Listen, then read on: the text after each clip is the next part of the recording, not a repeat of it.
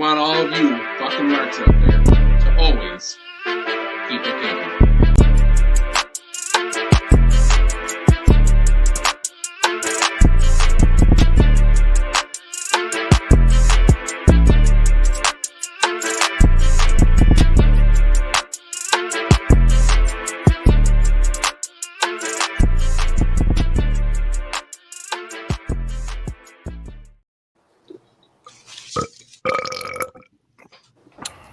What's up, everybody? You good? Did everybody catch that? Oh, I caught it. Oh, yeah? In 4K. Yeah, caught it? Cool. What's up, everybody? This is Freebird Rules, episode 11. How you guys doing? I am good. We've been off for a while. We'll be off A lot for a of while stuff has again. happened. Yeah, a whole lot of shit. A whole lot of fuckery. Oh, yeah. A lot of Good, fuckery. bad, ugly, awesome, great, terrible. You know? See, I know our audience. You know what I mean? Yeah, they love it. I know our audience. They love it. It's crazy. What have you guys been up to the past 3 weeks? Anything fun to talk about? WrestleMania. Con was in town for that. Yeah, I was back in Virginia for that. That was fun. Just been working, trying to save money for this trip we're about to take next weekend. Where you going? We're going to Ocean City, Maryland. Nice. Yeah, it's Nice. one of my favorite places in the world. I basically grew up there.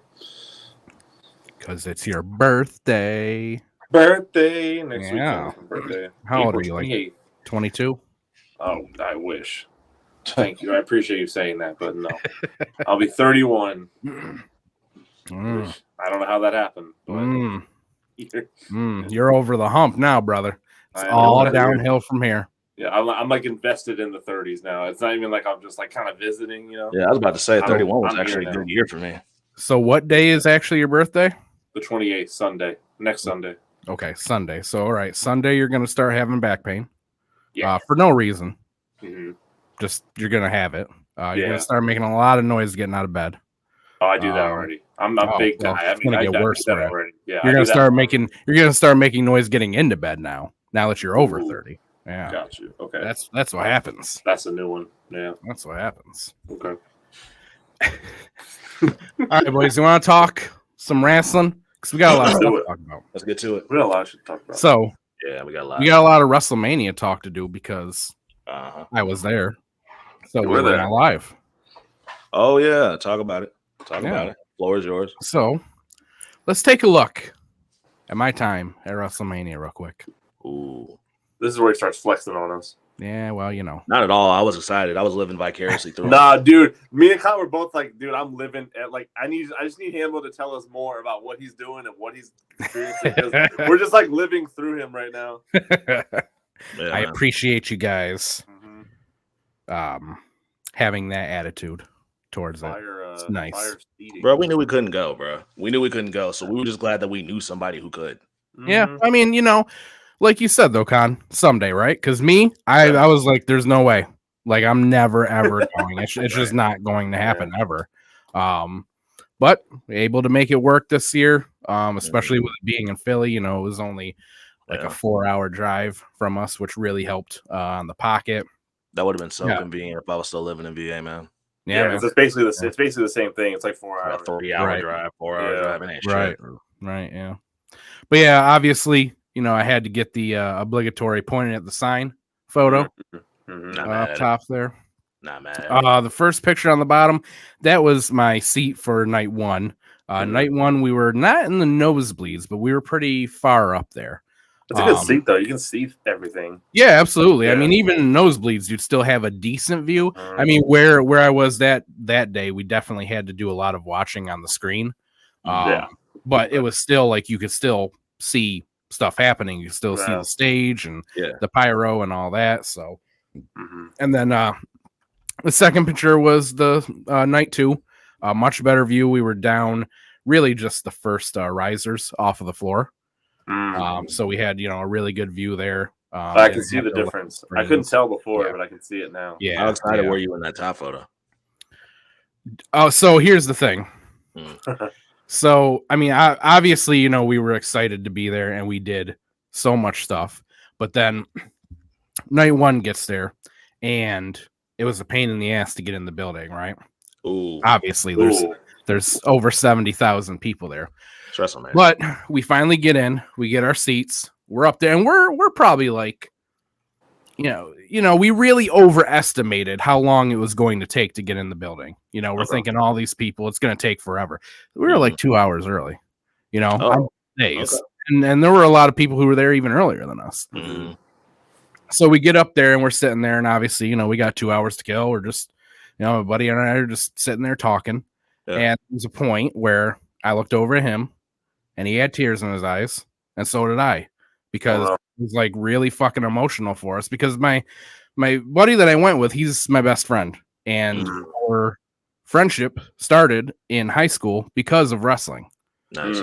And this was always a dream of ours to do this together, and we never thought we were going to get the chance to do it, and we were finally there. So it was emotional for us, for sure. I get it, bro. In a good way. I get that for sure. I totally get that. Yeah, I know, you know, probably some people think that's fucking corny, and that's fine. But for us, you know, this was the trip of a lifetime for us. This was a bucket list item. So to be able to cross it off was a big deal for us. Mm-hmm. Yeah, shit like that is why we were so excited for you. Right. Yeah, for sure. Yeah. Night one was cold as fuck, though. I was about to ask you. I heard about that. Yeah. So cold. So my buddy's there. He's got a jacket on. He's got gloves. He's got a winter hat. He's got long johns on. I've got 2 jackets on. I've got a hood up. I've got a hat on. I've got gloves on. We were freezing. Like, it was already cold, you know, pretty cold in Philly as it was, but being up that high for night one, like the winds, boy, it was cold. Them legs didn't matter. No, it did not matter. We got through it. What was the temperature out there? So here's the thing. First night when we were there, we were like, oh my God, it's so cold. And I'm looking at my phone and it says 50. And I'm like, there's no fucking way. I'm from New York, like 50 shorts weather up here. There's no fucking way. Right. 50 really ain't so shit. I don't know if, you know, my phone was fucked up or if it was just the fact that we were high. So, and the winds, you know, it wasn't the actual temperature, but it was like wind chill. Yeah, the wind chill. Yeah. That was making it really bad. Yeah. Even like on a cold night, like when the wind's blowing, it don't matter how, like you said, because when I used to work at the cemetery out there, you know what I mean? I experienced like the summer out there, which was brutal, and then the winters were just as harsh. And we would layer up, they'd give us winter shit, and just something about like that fucking air. Like when you go further up north, dog, it don't matter how layered up you are, that wind fucking cuts through all that shit. Yeah. Yep. And I always say that up here too. There are days where, you know, in the winter, you know, if it's 15 degrees outside, I'll walk outside in a coat and I'll be fine if the wind ain't blowing. But once that wind starts blowing, boy, that's the worst part. That's what makes it so cold. That wind is what's gonna beat your ass. Yeah. Second night was better. It was still pretty cool, but it was probably, you know, a good 10 degrees warmer, and you know, we weren't up, you know, it just in the open air. So like there was some wind coming through, but not like we were up top. 60 is perfect in my opinion. Yeah. Mm-hmm. So night one was much more bearable. Yeah. Didn't have to wear gloves or anything like that. Just had a You gotta wear gloves, bro. It's cold as shit when you have to put the gloves on. Yeah. Right. Yeah. Yep. So yeah, those were my seats. Like I said, had to get that obligatory photo there. Mm-hmm. So we did both nights of WrestleMania. Like I said, we did the first night we did SmackDown in the Hall of Fame. Nice. Then we did NXT the afternoon of night one. We did Raw after, and then the day that we got there, we did WWE World, which was Thursday. Then we did the Undertaker one-man show that night. How was it? Tell me how it was, bro. You hold on. So then we did World again on Friday. We did WrestleCon on Sunday and World again on Monday. So it was just constant moving all the time. Mm-hmm. But yeah, as far as the Undertaker one-man show, it was good. It was fun. So he's just basically up there telling like a lot of road stories. And then he does like a Q&A. And this time he he did something that he called Dead Man Jeopardy, where he brought 3 people up from the crowd and they asked them questions, and there were different prizes for all of them. Most of it was autograph stuff, and then the person who came in first got to go backstage with the Undertaker and take a shot with him. Nice. That's cool. I was very upset because I'm sitting there and I'm like, I'm not putting my hand up. We're on the floor. We're so the Undertaker one-man show is at the Fillmore. And it's kind of like this iconic club kind of. So they do a bunch of shows there. They have a stage, they have, up top, they have the balcony and all that where people can sit. Right. We're on the floor, we're only a couple rows back. And I was like, I'm not raising my hand for this. Like, I'm never going to I don't get picked for shit like this. Right. So I don't. So he pulls 3 people up there and they didn't know shit. And when it was over, I was like, I really wish that I had raised my hand because I knew the answer to every fucking question he asked. And I'd have been back there with the Undertaker because I missed my shot to meet Undertaker because it was $729 fucking dollars for the VIP. Yeah. So... But it was cool. It's kind of funny because we all know how WrestleMania ended. Undertaker was involved. He came out and attacked The Rock to, help Cody win. But the whole time, so we're doing, we're at the show and he tells his road stories. We do a Q&A. He does the Jeopardy. And then he just starts asking the crowd, we start talking about WrestleMania. And he's going match by match, asking, what does everybody think about this? Here's who I think is going to win. All that, right? Mm-hmm. We get to Roman and Cody. And the whole time, all he does is shit talk Cody. And he's like, really? Yeah. And he's like, Roman's got that. He's going to beat the brakes off that boy. I don't give a fuck about the finish your story. Imagine trying to do that corny shit in the Attitude Era, all this shit, right? And I'm like, me and my buddy were like, wow, he's really like not into Cody. And then Sunday came and we were like, he worked us. He did that on purpose. The shit out of you, right? Yeah, he worked all of us in that fucking room, making us think, oh, like he's really not down with Cody just to come out and fucking help him win. That's fucking crazy. So, yeah. The only thing that ruined, again, everything was awesome. The only thing that really ruined a couple of the things were at the Undertaker show. Like I said, it's a club. There you can get food there. There's a couple bars around. It's always drunk people that ruin shit like this for me. Yeah. And somehow I always get sad around them. My buddy and I were, we're in a row. We're on the very end. There's a bar right next to us. And there's a guy who looked like fucking Brian Pillman. Like, even the way he was dressed, he was like in fucking sweatpants and he had a leather vest on. He had the same hair. And like, he looked like Brian fucking Pillman. Mm-hmm. No shit. And he's drunk as hell. And every sentence that the Undertaker is saying, like I said, he's right next to me at this point. He's just yelling, "Hell yeah!" Every fucking sentence the Undertaker would say, right? And it went on for way too long. They finally kicked him out, but it went on for way longer than it should have. And then drunk people, bro. Yeah. So then we go to SmackDown in the Hall of Fame. Couple rows ahead of us. There's a guy who's drunk. The entire time he's shouting out shit. And then the Hall of Fame comes and Heyman gives his speech. And after Heyman gave his speech, a lot of the people in the arena left. So it was about half empty, for all the we were surprised that went first. So it made sense because obviously that's what people wanted to see, and it was late. Like we stayed for the entire Hall of Fame and we didn't leave until 1:30 in the morning. So I think they knew that was going to happen. People don't really want to sit through Muhammad Ali when they're really just waiting to hear Paul Heyman. So I understand why they did it. Damn, but anyway, so what's that? People just cleared out after him. Yeah. A good amount of people did. That's what we did. We turned it off after. I didn't care about none of that shit. Honestly, when it was over. We might have stuck around a little bit, maybe a little bit. I think we kept it on TV, but we didn't really pay attention to it. Nah, because it was after. Well, because I was like halfway paying attention to the Bull Nakano joint, but other than that, after a while, I was like, it was when what's his name started giving the sermon. I was like, yo, turn this shit off, bro. Yeah. Oh yeah, dude. Yeah, that dude's going in. Thunderbolt Patterson. Yeah. So it's funny though, because when we left, my buddy and I, we stayed for the whole thing because we were like, who knows Who knows what's going to happen? We'll stay. And obviously, the only interesting thing that happened was, you know, the back and forth between The Rock when he came out and Cody. Oh, But when we left, we were like, man, we really should have just left after Heyman. Like there was honestly nothing more to that. Like we really needed to stay for to see. The speeches were, I mean, it was other than Heyman, and I would say probably Bull Nakano too. It was, you know, kind of a lackluster class. Like I get why Triple H is putting in these people. I feel like Triple H is going out of his way to right some of the wrongs when it comes to the Hall of Fame. That's his plan.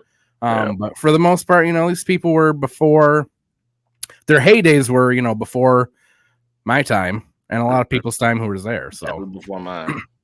But anyway, so we're at the Hall of Fame. A couple rows down, there's a guy who's drunk. He's been yelling the entire show, right? So now everybody's going up and giving their speeches. I don't even remember who it was, but at some point he yelled something out. Actually, I think it was Heyman. And he yelled something out when it was dead quiet, and Heyman heard it. And he said, and he told him like to shut the fuck up or something, right? And the whole crowd laughed, right? So as he yells it out, he takes a drink. Heyman says, "Shut the fuck up," and the guy laughs, but he's got his mouth full of beer. And I literally saw it. He spray spit it all over the guys in front of him, his neck, all over it. I'm pretty, you know, I'll put up with a lot of shit. I mean, there was a point there where he wouldn't shut the fuck up, where I was like, I'm going to throw my fucking bottle at this guy. He needs to shut the fuck up. But that guy, he didn't do anything. He felt it. I saw him reach back and go like, what the fuck? If that was me, that would have been the last straw. I don't think I would have even thought about it. I would have just went up and there would have been a swing and that would have been it. That would have for been me. Yeah. But yeah, just like if you drink and you go out to the shit, like relax. Hold it, bro. Just fucking hold like it. don't you know you're getting to that point? Like fucking relax. You don't need to get like that. How do you not know you get like that and literally bother the fuck out of everybody else around you? That's entitlement, bro. That's all it is. People are just entitled to do that shit, bro. Yeah. So that was that. You know, the Undertaker show was fun.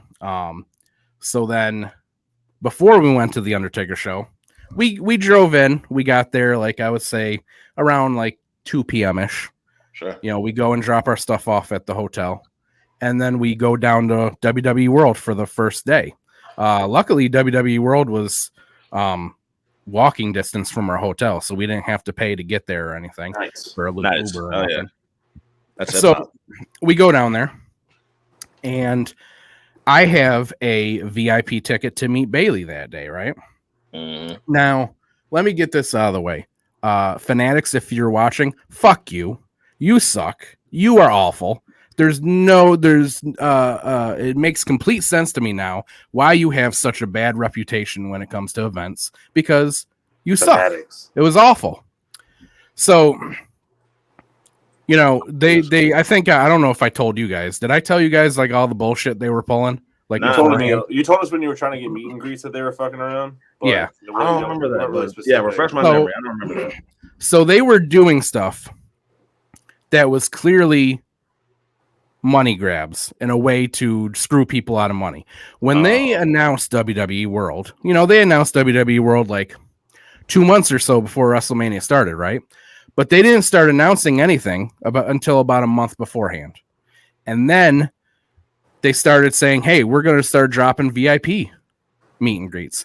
And you have to be able to even be allowed to buy a VIP meet and greet, you have to buy a general admission ticket to World. You have to have already bought a ticket to WWE World to even be allowed to maybe buy VIPs for VIP meet and greets, right? So first off, what's that? I mean, that kind of makes sense. I mean, I don't think it should. I mean, I think you know. Well, I mean, was it? Well, so wait. Hold on, though, Nick. I'll tell you why it doesn't make sense. We got to get to the end. Yeah, go ahead. So, I still got to hear this. So they do that, and then they don't announce any of the times for the VIP meet and greets. They don't announce times for nothing. They just say, "Hey, these things are going to be happening," right? So the days come. they announced, oh, we're going to be dropping VIP tickets at this time tomorrow. Be there, right?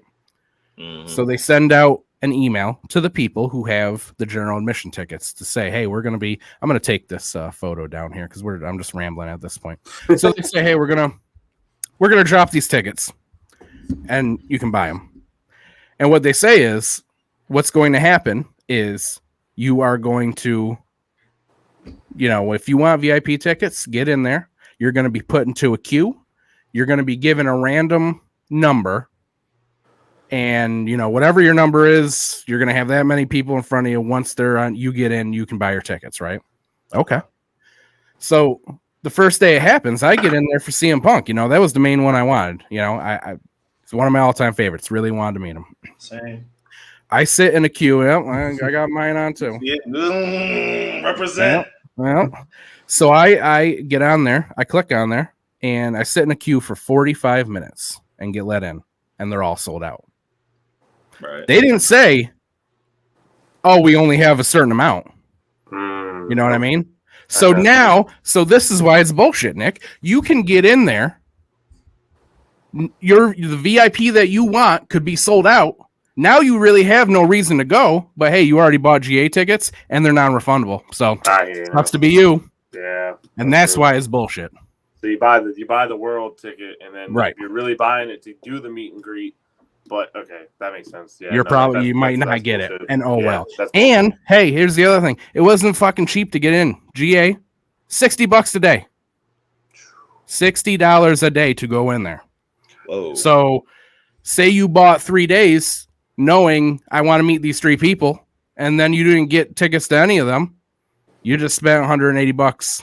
And hey, do you even want to go? Right. So, and then the other thing is about it, you spend this money. And I mean, we figured out when we got there, you really only, if you're not doing meet and greets, you're really getting through the whole thing and seeing everything in a day. There's honestly no fucking reason to go to WWE World for more than a day unless you're getting meet and greets. There wasn't a ton of stuff to do. There was some stuff to see, but there's not really a lot to do, So anyway, here's more of how they fuck you over though. So like I said, I bought Bailey tickets for Thursday, right? That's the first day of it. And they don't release times for anything until the night before. Oh. Right? But like how? Like in an email or something? No. Well, no, you had to find it, Nick. What? They had, so that's one of the other things that sucked.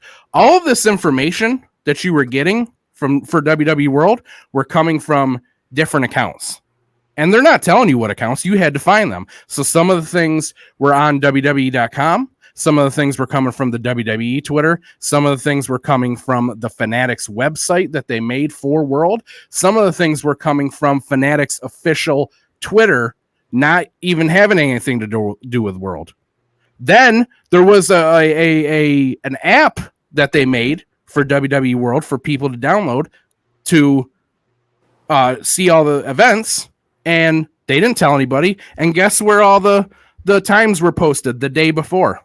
On that fucking app that nobody knew existed. Yeah, because they never said, hey, here's an app, get on there because you're going to find your times. Jesus Christ.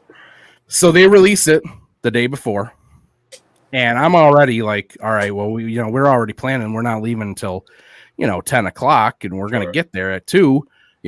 Fucking World opens at 10. What if she's at 10 o'clock? Right.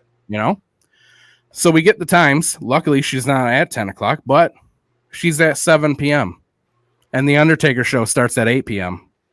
Jesus. And hey, guess what? You don't get your VIP, you ain't getting your money back. Non-refundable. So yeah. So I'm pissed. I'm like, what the fuck? Like I'm gonna go there. I'm gonna yell at somebody. You're not taking $200 from me if I don't get to meet her because I have to go to another show because you guys decided not to post the times beforehand. Like it was clearly like all this shit they did was like the more they did, it was more just like you're literally just screwing people out of money here. You're doing all of this on purpose. This is money grabbing tactics. So we got there for the first day of World. We got there, probably about 3:30ish. And I went up to the VIP stage. They had the stage that was just the VIP people. And I went up there and I went right to the front of the line and I sat there for 3 hours because I was not losing that money. I didn't do anything else in the place but sit on the floor for 3 hours so that I could be the first one, so I could get in there, get it, and get the fuck out so we could get to our other show and not lose the $200 we spent on tickets there.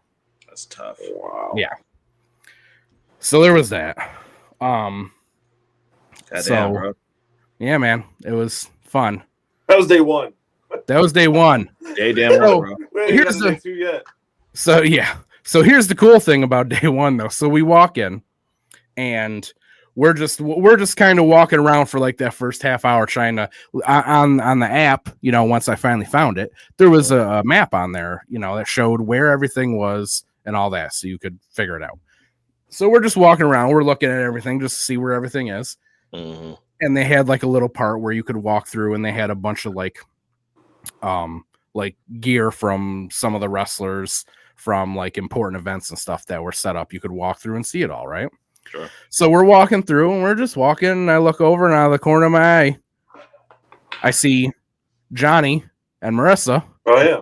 And Johnny looks over at me and he sees me, and we both just start walking towards each other with our arms out. Both like went for a hug. Didn't say hi, didn't say nothing. Friends Just of the we show. saw each other, Yeah. and it was get over here and give me a hug.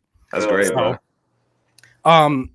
I got to meet a lot of my TikTok friends when we were there.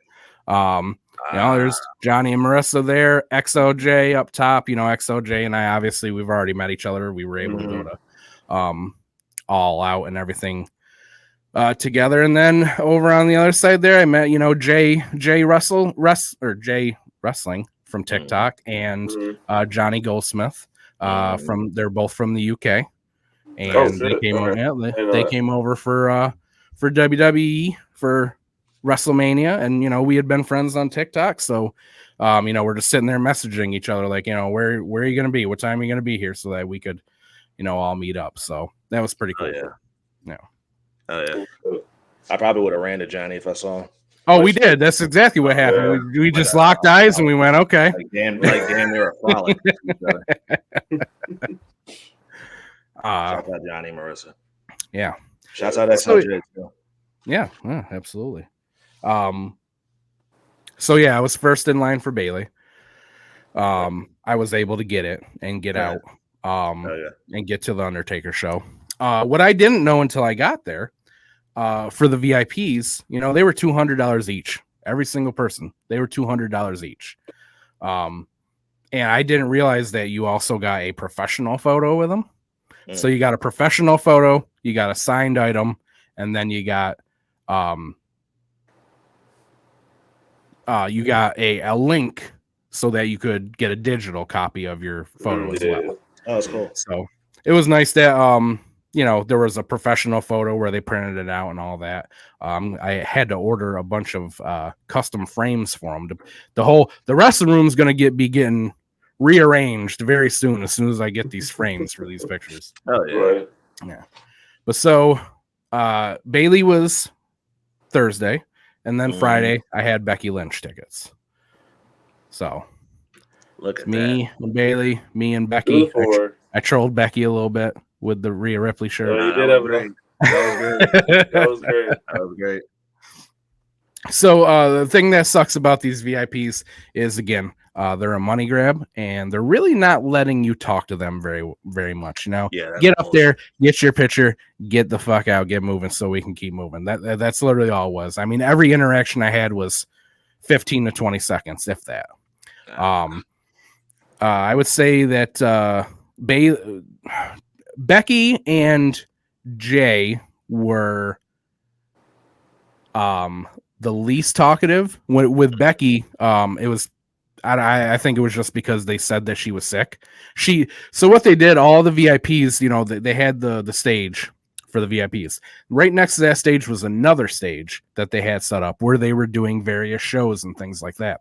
All the VIPs, before their VIP, they were doing panels. So they would go up there with, Sam Roberts or Wade Barrett or somebody, and they would do like a little Q&A question, talk about their match coming up, all that, and then they would just go right from there right over to the stage for their meet and greet, right?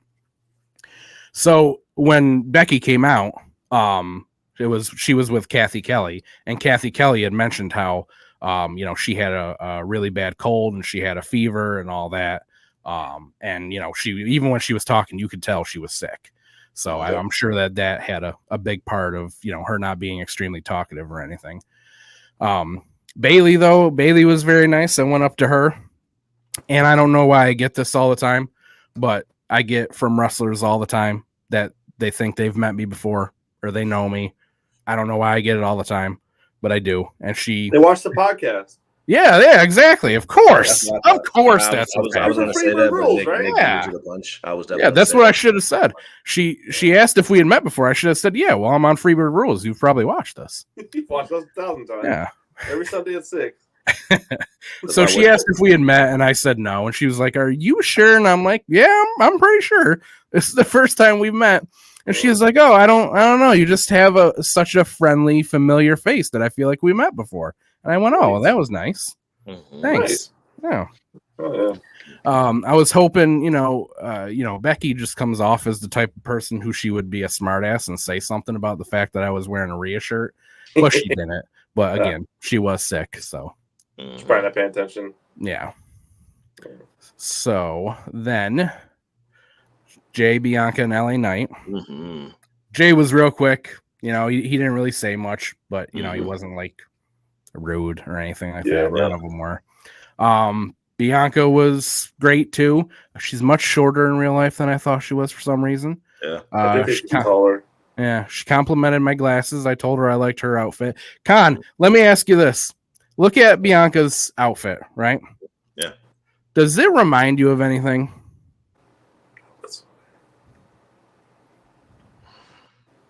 Nah. Con, you remember Stevie Richards, right? Yeah. Do you see what I'm saying now? You remember when he just, for a long time, he just wrestled in some Adidas wind pants that were blue and had white in the back? Oh my god, yeah, I forgot. I saw those pants she was wearing, and all I could think of was fucking Stevie Richards. Damn, bro, you unlock a memory. I smooth forgot about that. Shout out Stevie Richards. But obviously, Bianca's doing a little bit better than Stevie Richards was. But yeah, she complimented my glasses. I said, hey, I like your outfit. It's very cool.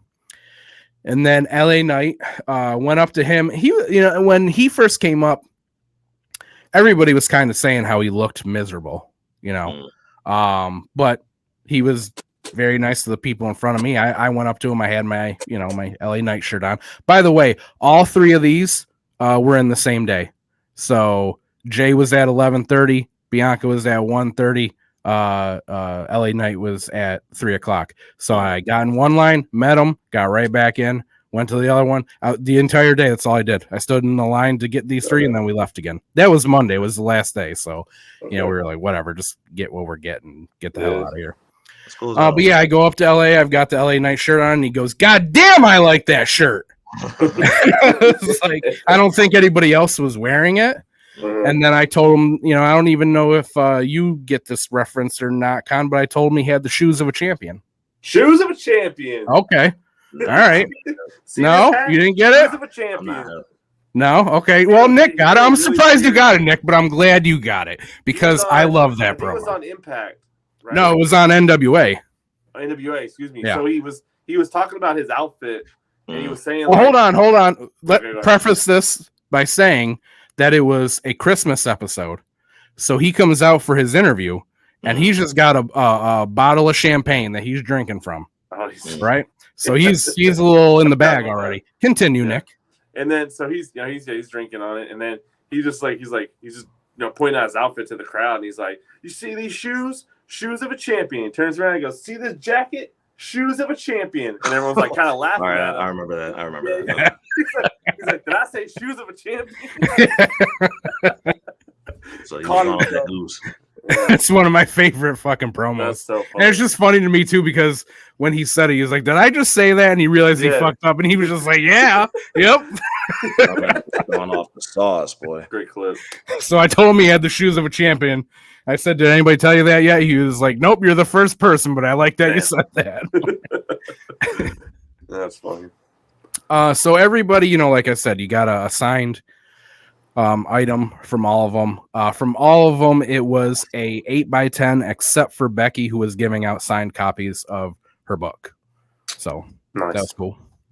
Nice. I'm actually going to, I'm going to read the book, and then I'm actually going to take the page that she signed. I'm going to cut it out, and it's going to go in a dual frame with the photo of us together. And that's cool. Yeah. So shouts out to reading. Shouts out to reading. Shouts out to reading. I agree. Shouts out to reading. Reading goes. We got to join that Blackpool Combat Club book club. There you go. I got 2 books off the bat I could recommend to them. There you go. Apparently that's a real thing. Should we start an Freebird Rules book club? I almost slipped there, Con. Don't even. I know you caught me. I almost slipped there. I almost said the name of a former show that we may have been on. 5-star Frog Splash. That was touche. That was good. Kat can take my place in the book club because I don't read very much, but she'll run it. She'll run it for you guys. Okay. That's what she'll do. We'll have her run the book club. I guess this guy just doesn't think reading is cool, Con. You know. I guess not. I was always under the impression. Well, I was always under the. I guess you could say the belief. Thank you. Praying for it, that having fun isn't hard when you got a library card, bro. Nah. I'll agree with that. Hard. Yeah. That's what I believe. But I mean, to each their own. Yeah. I don't even know what other pictures I have on here, so let's take a look. Oh yeah. So I met Chad Gable and Otis as well. I've gone to these cricket meet and greets, before every couple weeks. I think they do like 2 a month usually, wherever there's a Raw or a SmackDown, since they have a partnership with cricket, they will send a superstar there for a meet and greet beforehand. So they did one here, and I went and met them. Both of them were at. So the other thing about WWE World, so you got the VIPs who you had to pay for, but there were also 3 other stages. 2 of them were for autographs, and one of them was for pictures. And as long as you had bought a general admission ticket, you could meet whoever was there at the time, right? Oh. Okay. You could get a free autograph or you get a picture with them, whatever it was. So both Chad and Otis were at those. They just happened to be on separate days, and one of the days I wasn't going to be there. So I was like, fuck it, I'll just go to the cricket meet and greet. I'll just grab an Uber over there and do that. So I did that. They were both very, very nice. They both and there were a good amount of people there for them too. And they stayed past the time that they were supposed to, because by the time I got in there, it was already past when they were supposed to go. It was just funny though, because I've got this jacket on, and everybody's complimenting me on this jacket. My buddy was getting pissed off because every fucking 10 minutes somebody's coming up going, that's a fucking awesome jacket. Where'd you get that? He's like, I'm just gonna start asking every day, where'd you get that jacket? Oh, that's hate. So I walked in, and Otis says, I like that jacket. And he asked me where I got it, and I said, well, I got it from Chalkline. I said, but it's on it's at, because they had it at WWE World, because they had the Superstore at WWE World. Yeah. So you could go into the Superstore. Anybody could go into the Superstore. You didn't even need to have a ticket to World. The Superstore was free. That's cool. So they had it there, and I was like, oh, they have it at the Superstore, but it's a lot more expensive there. And Otis goes, wait, you're telling me that something at the Superstore is expensive? And I was like, all right, well, at least they're fucking robbing us blind too. He said, stop complaining and pay the money. Yeah, exactly. So yeah, they were both nice. I like that you said that, Nick, about it's wild that I posted the picture after his heel turn. But I had to get all the VIPs out first, you know? It just happened to take that like a day or two after Raw, and I'm like, you can't do that now. I know. I'm ruining his gimmick. I ruined his gimmick by saying he was a nice guy. How he's such a nice guy. You fucked I know, up, man. I know. That's crazy. So this was the best interaction that I had at WWE World. I told you guys about it. So I did my VIPs. I was able to meet Sammy again too for free while he was doing his autograph. He was doing a free autograph, and I got the picture of us signed together. Mm-hmm. So Xavier Woods was doing one. I took this picture with Xavier Woods about 12 years ago at a TNA house show when he was Consequences Creed. And I've been holding on to this photo for that long, thinking, one day I'm going to meet him again and I'm going to have him sign this. Mm-hmm. So I saw that he was going to be there. And it was going to be, a free one. And it was kind of like, it was actually on Monday. So it was in between. I went to Jay Uso first, and I was the first one in line for him. So I was able to get out of there, and I had like an hour and a half before Bianca started. And during that hour and a half was when Xavier was going to be there. That's the other thing that sucked about Fanatics. All of the meet and greets, no matter what it was, VIP, the autograph stages, the photo stages, doesn't matter what it was, 1 hour. There's thousands and thousands of people there, and everybody's going to be there. You get 1 hour to meet them. You don't get there? Well, you don't got it. Jesus Christ. Yeah. So Xavier was in the middle of that, but luckily this was on Monday. So by Monday, there was like nobody there. Most people left. A lot of people were not staying for Raw. They left after Mania, and, WWE World was pretty cleared out for the most part. There were still people there, but not nearly as much as all the other days. Okay. So since he was in the middle of those, I was like, all right, I'm going to go over there. I'm going to try to get this signed. So I get over there, and what they were doing was he's going to be here for 1 hour or 150 people, whichever comes last. So they were literally sitting there counting people as they get in line. Once it got to 150, they cut off the line. And they started another line where they said, hey, if they get through them before an hour, we'll start to let other people in. Lord. Right? So I get over there. They've already got 150 people, and I get put in the wait line. Right. So there's like 5 people in front of me. So I'm like, oh, fuck. But he comes out. And I'm just grabbing something for the fridge real quick, but keep telling the story. I'm listening. Yeah. So he comes out. He starts, signing autographs for everybody. He's moving pretty quick. Mm-hmm. I'm like, I think I'm definitely going to get up there. Like he's doing like, 5-6 autographs a minute because they're just moving people. Right. So it gets to the point where they do let another like 10-20 people in, so I get to go in there.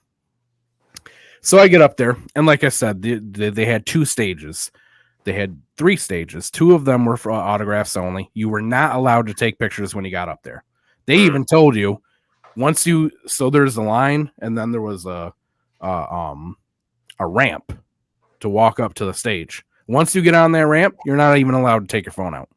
Oh, wow. Don't take your phone out. Okay. Yeah. They were doing that for the VIPs too. Don't even take your phone out when you get up here.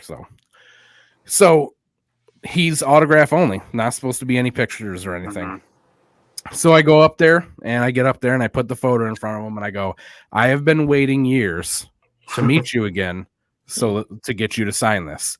And he looks at it and he's like, oh my God, we are babies here. How long ago was this? And I'm like, I think it was, probably like 12, 13 years ago. I want to say like, 2011, 2012.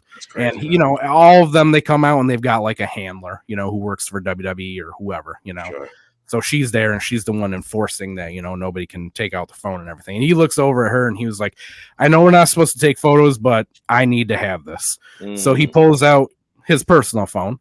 And he's like, get the picture, hold it up. I want to get a picture of us holding the picture together. So I'm like, all right. So, he takes it. That's cool. And then he goes, well, take your phone out too. And I was like, oh, I get to get a picture. I thought we weren't supposed to get him. He's like, well, we need to recreate this. Mm-hmm. So he tells me to take my phone out and we recreate it. Oh, yeah. 12 years later, which cool. was very cool. That's cool as fuck. So that's probably the best interaction I had. It was very cool to do something like that. You know, I've said it before when talking about meet and greets. All any of the fans want is some kind of experience. You know, especially if you're paying. You know, you don't need to sit there and fucking break bread with them or anything. But you know, a couple sentences goes a long way. You're not gonna forget that, bro. Right. Yeah. You're not gonna forget that. Exactly. So that was cool. A story. I mean, that's a fucking story. Yeah. Right. Yeah. And again, like I didn't ask. There was something he wanted. You know what I mean? So that made it cooler that he was like, "No, we got to do this. I want this picture on my own personal phone to have." You know, that was cool. So, cool. And I think that Xavier just really appreciates longtime fans or fans who are fans of him outside of WWE. Because what I noticed standing there was that, you know, you could go up to him and you could have whatever you wanted signed. If you didn't have anything, they had mats. They would sign it for you. You would get that. But if you had an item, you could bring a Funko or an action figure or a belt or whatever. So I noticed that there were a couple people who came up and had him sign the up, up, down, down belt. And anybody who came up and had the up, up, down, down belt, he gave a hug to. Nice. So I feel like, you know, for people who are like longtime fans, like, you know, me and coming up with, you know, this old photo, or people coming up, you know, who spent money on something that he does outside. People who are just fans of him. Yeah. He was going out of his way to really make an experience for him. So that's a cool looking belt too, by the way. If I didn't have the Daniel Bryan one, I would totally have had that one. Yeah, and I probably will still get. I think they still sell it. I'm assuming. Oh yeah. Well, so now up, up, down, down is now a WWE owned thing, so they definitely sell replicas now. I definitely want that belt at some point because that shit's fire. Yeah. So what else? WrestleCon. Goddamn. So Sunday we go to WrestleCon. You know, WrestleCon, they do this every year. Wherever WrestleMania is, they do a convention, bring in, you know, all kinds of people, WWE people, you know, who are legends who don't work there anymore, AEW, indie people. There's all kinds of people. So we went to that on Sunday. There were a lot of people who were there who I had met before, and I wanted to get, you know, my pictures with them signed. It was, again, you know, a lot of waiting. I was there from the moment they opened at 10 a.m. to the moment they closed at 2 p.m. and I didn't get half of my shit signed. Damn. But I was able to meet Wardlow, Brian Keith, Mariah May, Mark Henry was there. Mark Henry wasn't even announced. I just showed up and he was there, and I was like, "Oh shit, that's cool." Yeah. So met him up top there. You know, for people who have been watching NXT for a long time, that is Izzy, the Bayley super fan. You know, who was on TV, you know, when she was like 6. Yeah. Because she loved Bayley all the time. And she was there because she's a fucking wrestler now, and I'm old. Which is crazy. I didn't realize that much time had passed, bro. I really didn't. Yeah. I mean, I think she's only like 17, but still, like, that still makes me feel fucking old. Like, you know what I mean? Like 11 years that was 10 years ago. Like, she was on TV. I saw her. She was for sure a kid. Yeah, she was a child. Yeah. A child. And now she's out there wrestling. That's but she was so the thing about her too was she was extremely, like, kind of like Bayley's gimmick when she first started. She was like very bubbly and excited to be there and excited to talk to people. She was very nice, and I think that, you know, she's probably gonna make it big one day, and I hope that, you know, if she does, she keeps that energy that she was given that day. You know, I think she probably will, because I think that's why she does it in the first place. She knows how much it meant to her for Bayley to do that for her, and now that she's a wrestler, she's trying to do it herself. So that's crazy. Yeah. When you sent these photos to us, Sambone, did you notice that Jeff Hardy was in the back of the Wardlow one? I did not. Yeah, they were right next to him. It's if you poke out, it's like his head's like kind of right there. I don't even know if Sambone notices that. But no, I didn't. The Hardys were one of the ones that I wanted. I had my photo with them. I wanted it signed, and I sat in line for them for an hour and a half. And it was at the very end of the day, and an hour and a half, I sat in line, and then they came and took them to do a pro photo op, and they were in there for like a half hour, and that's when I tapped out. I just went up to my buddy and said, I'm not waiting anymore. I am done physically right now. We need to go relax for a little while before we get to night 2. But yeah, everybody here was cool. Mariah, May, and Wardlow, surprisingly, were the nicest ones. Both of them talked to me about, like, WrestleMania. I had my Cody shirt on, so they were both talking about that. Wardlow, I don't know why, but I expected him to be an asshole in real life. He gives off asshole vibes. I mean, he was the furthest fucking thing from it. Really? Yeah. He is probably one of the nicest guys that I've met. He sat there and he talked to me for whatever reason. He was one of the first people I went up to. So it's like 10 o'clock in the morning. So for whatever reason, there weren't really a lot of people there to meet him. There wasn't anybody behind me. So I go up to him and we start talking, and he sat there and he talked to me for probably 20 minutes about. No way. Yeah, cool. About because he saw my Cody shirt, so we start talking WrestleMania, and they're friends, and he was like, it was really cool. I got to go to, so this is on Sunday, which means night 1 had already happened. Yeah. So he was like, I got to go to, a bar last night, and I just sat there and was able to watch WrestleMania just as a fan. Not like as a wrestler, and to see, Cody have his match and everything. It was so cool. He's just gushing to me for like 20 minutes about how happy he was to be there and to be able to watch Mania as a fan and all that. So he's a fan for real. Yeah. Cool. Yeah. So honestly, he was the complete opposite of what I thought he was going to be. He looks fucking toasted in this photo. A little bit. I don't know. He might have had a couple of, at 10 a.m. I don't know. Y'all were passing it around up there. Yeah. Well, I don't know. I don't know if it was, just I got worked by his gimmick or something, but I thought he was going to be an asshole in real life, but he was the furthest thing from it. Shit, you might have spun me a little bit on him. Yeah. And like I said, Mariah May was extremely nice too. She talked to me for a while, talking about WrestleMania and Cody, and do I think it's going to happen? And I said, yeah. And she was, talking about, it could be 50-50. And I was like, yeah, I fucking know. I was like, I'm hoping it's not. No. Yeah. And she was like, I'm hoping so too. She was like, but I think he's going to pull it out. So she was very nice too. Brian Keith was fine. He just didn't talk very much, but he was nice. He was, happy to have somebody come up and meet him and all that. So Mark Henry, he was a little weird, right? I was going to ask, dude, because he kind of gives those vibes. So I was going to wait for you to say something. So, like, I see, we've seen so much of Mark Henry, right, outside of the ring, and what kind of person he is. How like emotional he is, and he's always talking about Khan's got balloons. He's always, crying on TV or so. He always just comes off as a genuinely good, nice dude, right? Yeah. So, all right, Nick. I don't know what that is, bro. It's an iPhone thing. Yeah. So I go up to his line. There's only a couple people in front of me, and in front of me is a mother with her kid, a very young kid. And she's, trying to get him to go up to Mark Henry and get a picture. And, Mark's still a big dude. So the kid is like scared of him. He's like intimidated by him.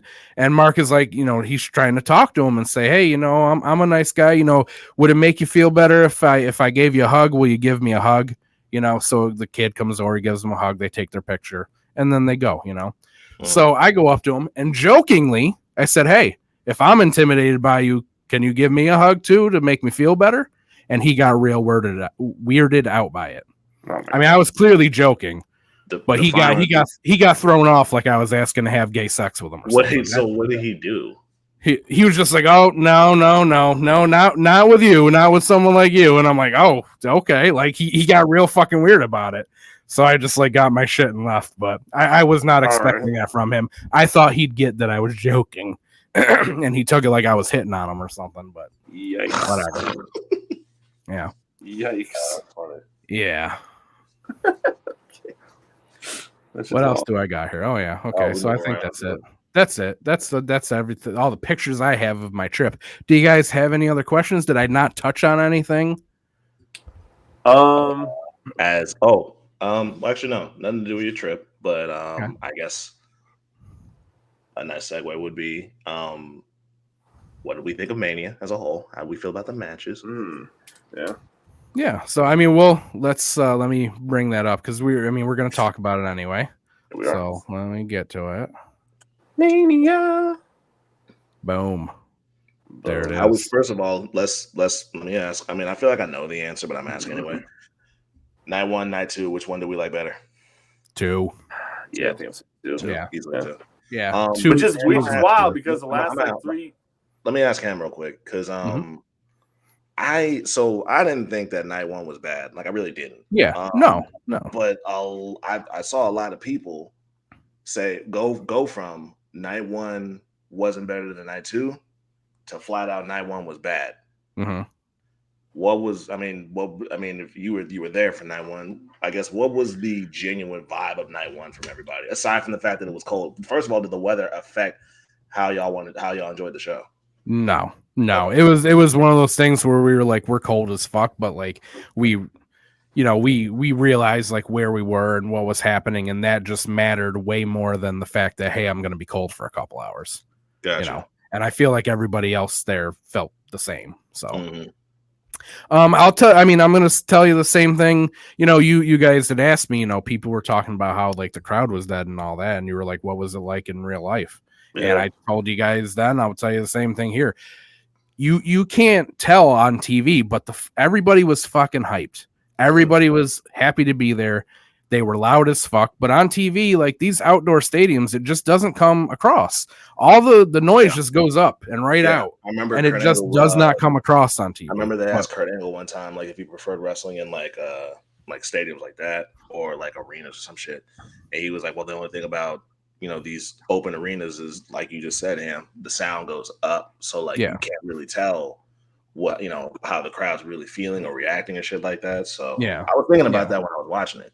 Yeah. The biggest thing for us was like, so for our experience for 2 days, we have a whole group chat of like, there's probably like 15 of us in that group chat, but 5 of us were together in our friend's basement. And so we're just talking and making jokes and all sorts of other stuff. So we're not, at least for me, I wasn't really listening or hearing crowd noise or even the commentators for the whole 2 nights. So when I was reading that it was like low or like bad, like it was a bad crowd on the internet, I couldn't really even have that experience of hearing whether or not it was bad or good or anything. And then I'm reading like, is the crowd like shit right now? Like what is happening? And that's what made me ask you, because I was like, well, he's there, he would fucking know. Yeah, like, I disagree completely. Everybody was happy to be there. People were making noise. They were loud. They were into everything.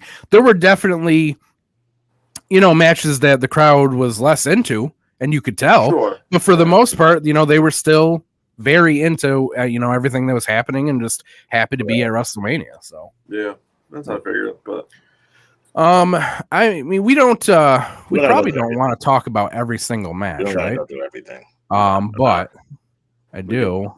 We can figure out which ones we'll touch on, I guess. If we go through the whole fucking card, bro, then we might as well just like do the whole fucking episode about Mania. I'm gonna just scroll through here and we'll decide what we want to talk about. We'll just touch on it.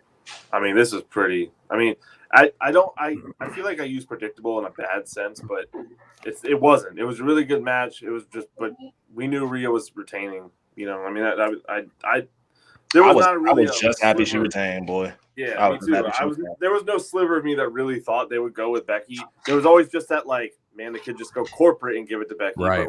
But I never really thought they would do that, especially with Triple H being at the helm now. Like, we're all abused, an abused girlfriend. We spent so many years getting abused in this relationship, and we finally ended it, and now we're with a good man, but we just can't let go, and we still feel like he's gonna hurt us the way that the last one hurt us. Trauma. But I think Papa H, I think he sees the vision. You know what I'm saying? I think he's on our side. So I couldn't picture beating her. I really couldn't picture her beating her. What? Becky. I said on the podcast, so I couldn't picture Becky beating Rhea. To me, I just couldn't see it. Yeah. Great match though. I'm glad that they opened with it because it was a good match to get everybody, hyped up. Especially, So here's the other thing that was crazy to us about WrestleMania, right? our first WrestleMania, and we were like, holy shit, by the end of our trip, we were like, we saw The Rock, the biggest star in the world, Dwayne Johnson, live about 4 times this weekend. Twice he wrestled. We saw John Cena come out. We fucking saw Lil Wayne and Snoop Dogg and Motionless in White all live and come out. And we're like, what the fuck? How did we fucking get here? Like this, we saw like Triple H and The Undertaker twice. And we're like, this is crazy. Not only did we get to WrestleMania, but like we're getting so much shit that I never would have expected we were going to see. I never thought, we're going to see the biggest star in the world wrestle live, or, Lil Wayne's just going to come out here randomly. Wasn't expecting that, but there he is. Fucking Wayne's right there. Like, so yeah, that was crazy. But yeah, it was cool. I bring that up to say it was cool that, to see Motionless in White live.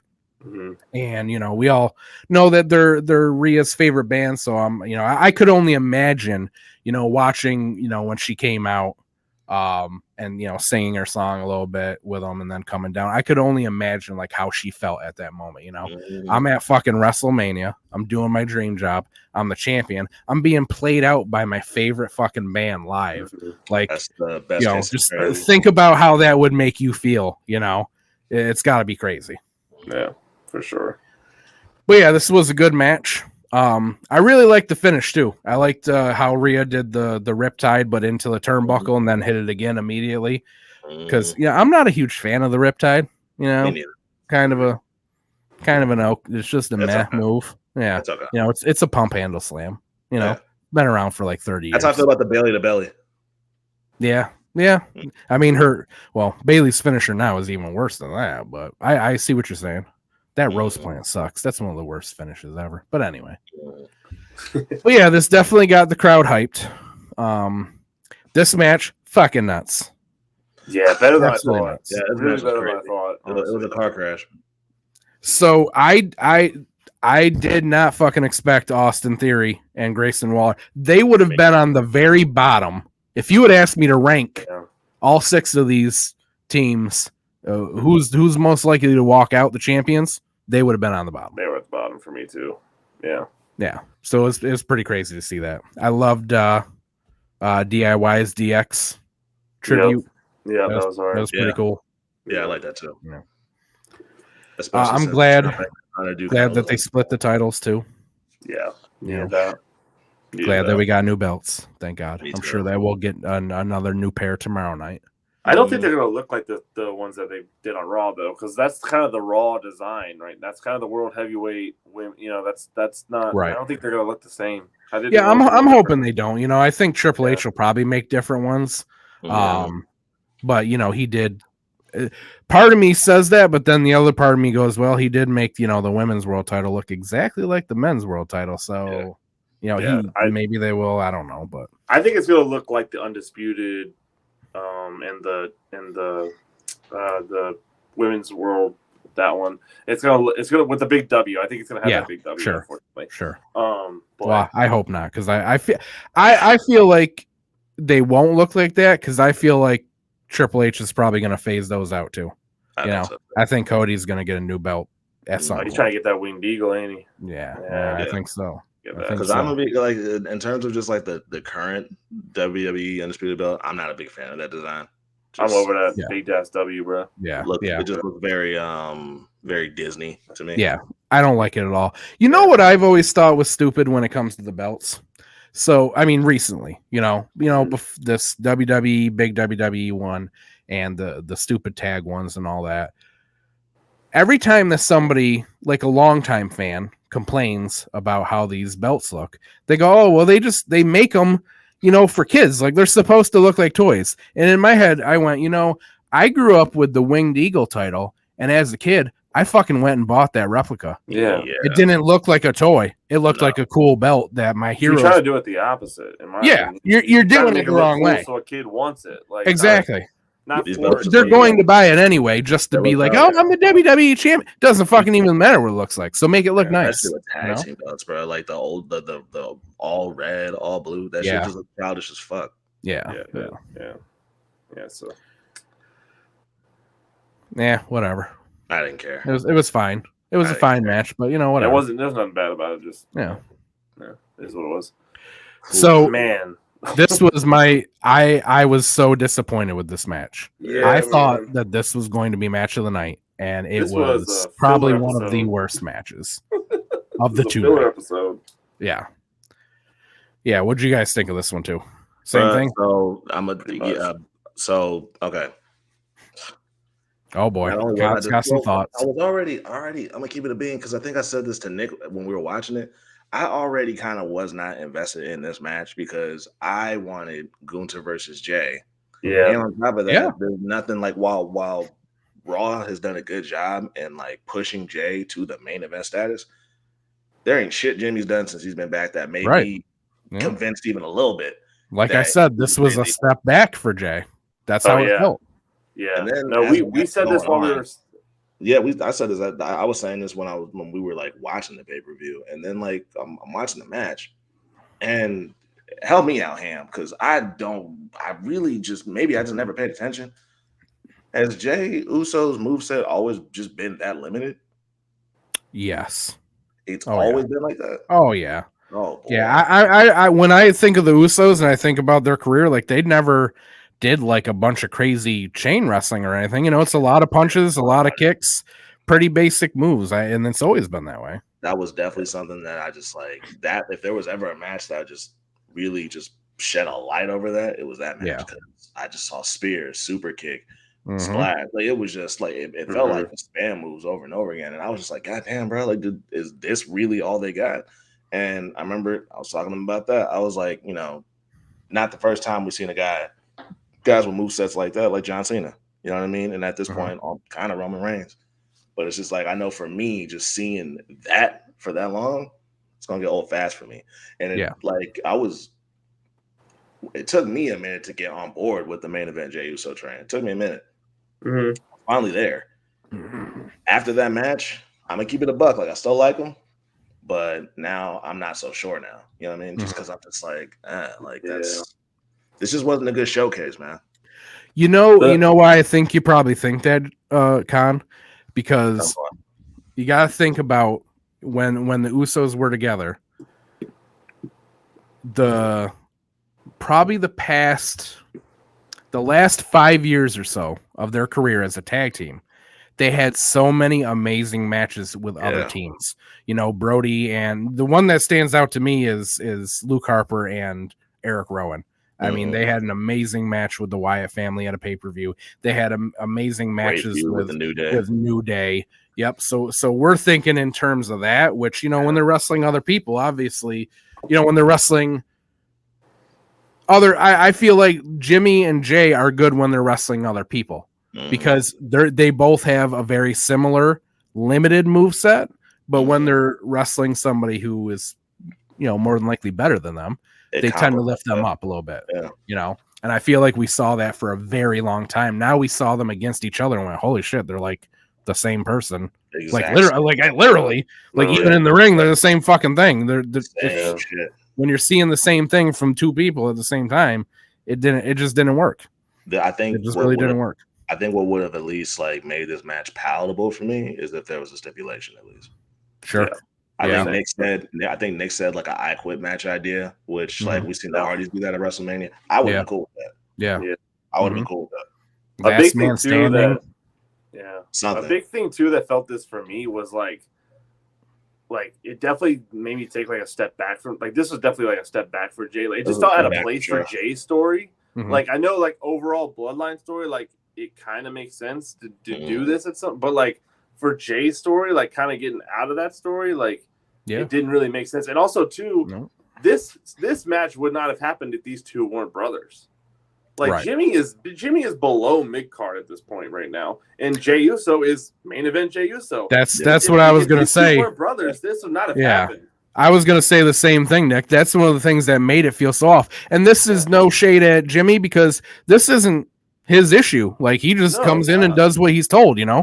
But he has been used so badly since they broke up, and kind of just made to be the jobber of the bloodline. That's how this match felt. It felt like a main event guy having a match with a jobber and they were equal somehow. It just did not make sense. The comic relief at this point. Yeah. Jimmy Jay is pulled so far away from and ahead of Jimmy that it just didn't work. Yeah, bro. Like Jay, since breaking away from the bloodline, we've seen he did that tag team thing with Cody for a little bit. He had he's wrestled McIntyre. He's wrestled the best that Raw has to offer, and they pushed him. You know, they've really made that main event nickname mean something with Jay. Yeah. And like we just sat here and said, like we both just sat here and said, since Jimmy's been back, like very funny, but that's it. Yeah. And we still have no idea why he came back. Exactly. We still don't have a fucking reason for why he came back. Why he's a bad guy right now. We have no idea what happened. We still don't even know why he went back to the bloodline. That's what I'm saying. Like we got no answer. And this is what confused me about this match is I remember talking to multiple people about this before they even announced the match, before we even started seeing Jimmy and Jay in the same storyline again. Before that, like as soon as Mania season started, I just kept hearing people saying we're probably going to get Jimmy and Jay at WrestleMania. And I would just be like, why? Like, because it's just what for, right? And not only that, more and more people were on board with it. And I'm just like, how? Why? Why? Like, I definitely didn't want to see that shit because, as I said, like, this is Jay right now, and this is fucking Jimmy. So I'm like, why the fuck would I want to see that? I just didn't get it. And not only that, the other reason that it didn't make sense to me, and I'm like, why would they do this? Is not only that, but the at least 3-4 months or so. Jay had completely taken himself away from the bloodline. He had nothing to do with them or that storyline for at least 3 to 4 months before WrestleMania. So it didn't even make sense for just a couple weeks before that Jimmy's going to start getting involved in his shit again for no fucking reason, and we're going to have this match. Yeah, bro. Yeah. And they too also like looking ahead past this event, like now it's like even more so like it looks like they're kind of doing this bloodline civil war thing. I don't really know, but we're really early in on it.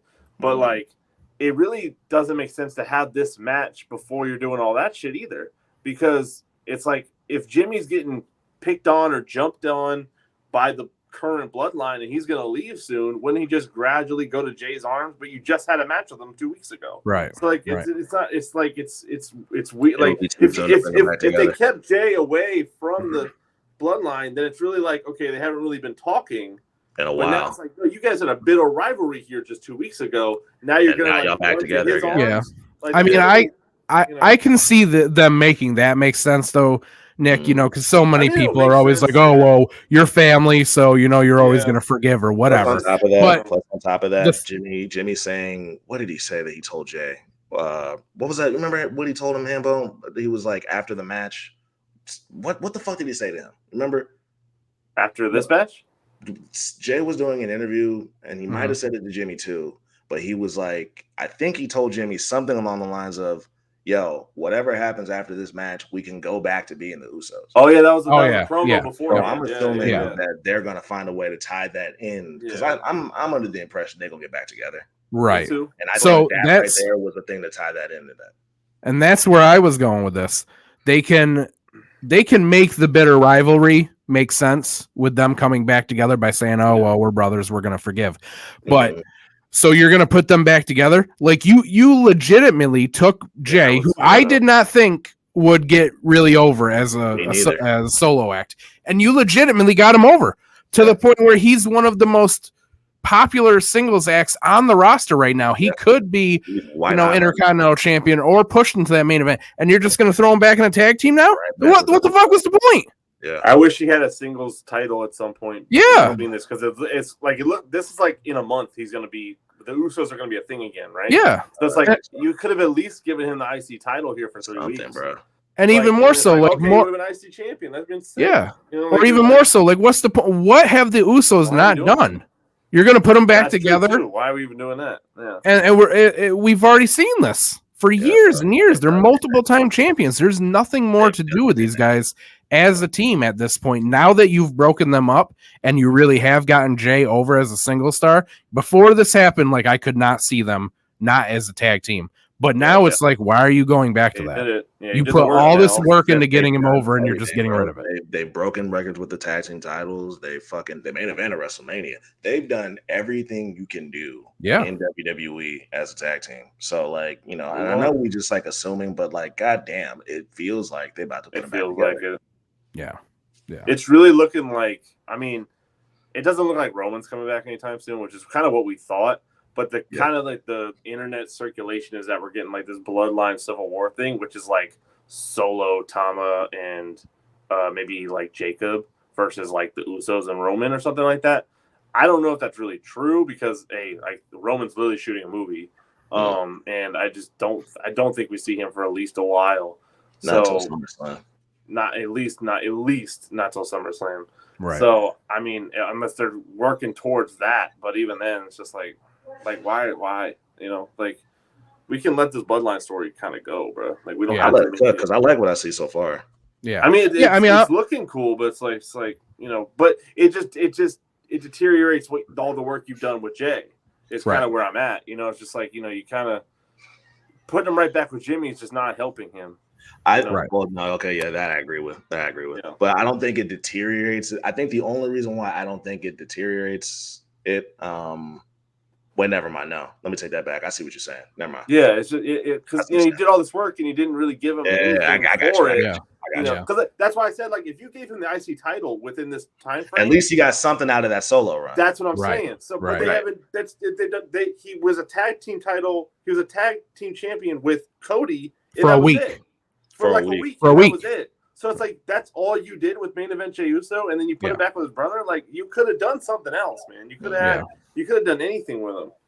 And the other thing is too, like I'm interested in the idea of a bloodline civil war storyline, but I gotta be honest, not really with Solo as the leader. Yeah, fuck no. Like I'm fucking supposed to think that Solo's the leader now. Like the way that they present Solo is so weird to me. It was tough the other day, though. I'm not gonna lie. It was tough, but like Ham said, bro, like I'm with that, but like Hambone said, this motherfucker's 0-34.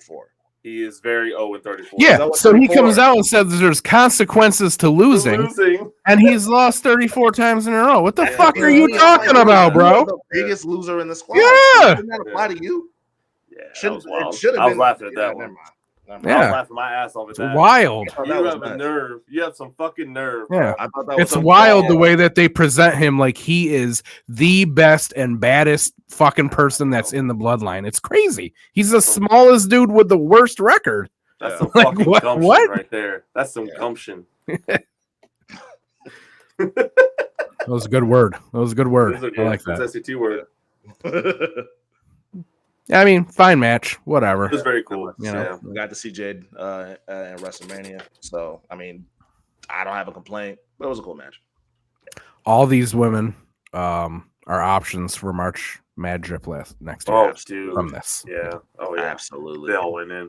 I would say that this match and the Usos are the two that the crowd was the least into, because really. Yeah, so I mean, this one, like, I just don't feel like there was enough story here for people to really be into it. And then Jay debut. That's really what it was. Yeah. And then I really feel like the whole crowd felt the same way about Jay and Jimmy. It was just disappointing, and everybody saw that, you know, this is not a good match. So, you know, like I said, the crowd was into everything. They were cheering for everything, but these were the two matches that people were, you know, the least. They had that shit on though.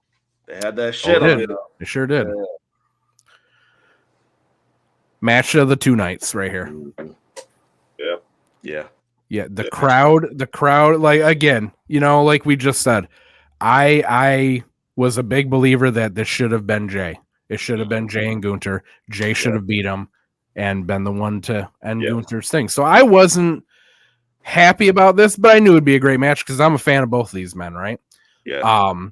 But goddamn, that match, the entire crowd was just hot for this match the entire time. We were all emotionally invested with it. You know, when Sammy won, I mean, we all just exploded to our feet. Him pulling out the brain buster too, that old El Generico shit at the end. That shit was crazy, especially for a big ass motherfucker like Gunther, man. Bro. That was nuts. See, the thing I like about Sami Zayn that he's always been really good at is, at least for me, first, like he just knows how to bring that emotion out of you, and he's really good at just getting you to just get behind him. But when you watch his wrestling matches, it almost feels like you're watching like a football, like a high stakes football game, or a high stakes soccer game, or a high stakes basketball game. That's just what it feels like when you watch his matches. And yeah, I was right. Like, I'm with you. I was under the impression. Well, I ain't gonna say under the impression, but I wanted Jay versus Gunther because I just felt like this was the perfect time to fucking just give Jay that moment. Yep. And we didn't get it. And then I saw a lot of people saying that it should be Chad Gable. I'm in the minority. Well, I don't know minority, but I'm definitely in the demographic of people that just don't understand. I couldn't picture Chad Gable. I couldn't.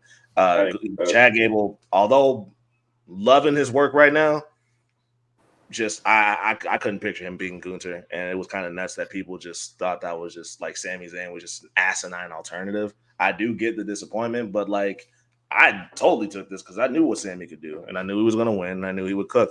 And again, wish it was Jay, but like I'm not mad at Sami being the one to finally beat Gunther. I'm not mad at that at all. But yeah, I love this match. This was. It probably, I think thinking about it, because I never really thought about what my favorite match was, but I think when I do think about it, this is probably, like you said, match of both nights for me too, because they cooked, and I knew they were going to cook. Yeah. No, I was definitely out of the Gable for IC. I didn't understand. I wasn't buying into that shit. Like you would have had to like really build Gable up for like a month and a half before doing anything. The way they're building him up right now, if they had built the way they're building him up right now without the heel turn, if they did that leading up to that, I would have been on board. But he was still kind of just goofy ass Gable to me. Yeah. Well, so you know what the thing about that is though, Con? I'm fine with the goofy ass Gable. You know why? So a lot of people compare Gable to Kurt Angle. Yeah. And the reason for me, the reason that Kurt Angle is one of my all-time favorites is because he was fucking amazing in the ring, but he was entertaining as shit too. He could be a goofball in the back 1 minute, and then the next minute he was dangerous and could beat your ass, and you fucking believed it both ways. And I see a lot of that in Chad too. He's great in the ring, and he's got that entertainment in him. He can be funny, but I mean, he's a legit Olympian. He could fuck you up if he wanted to. And I think he has that intangible thing that Kurt had that a lot of people don't have. He can do both at the same time.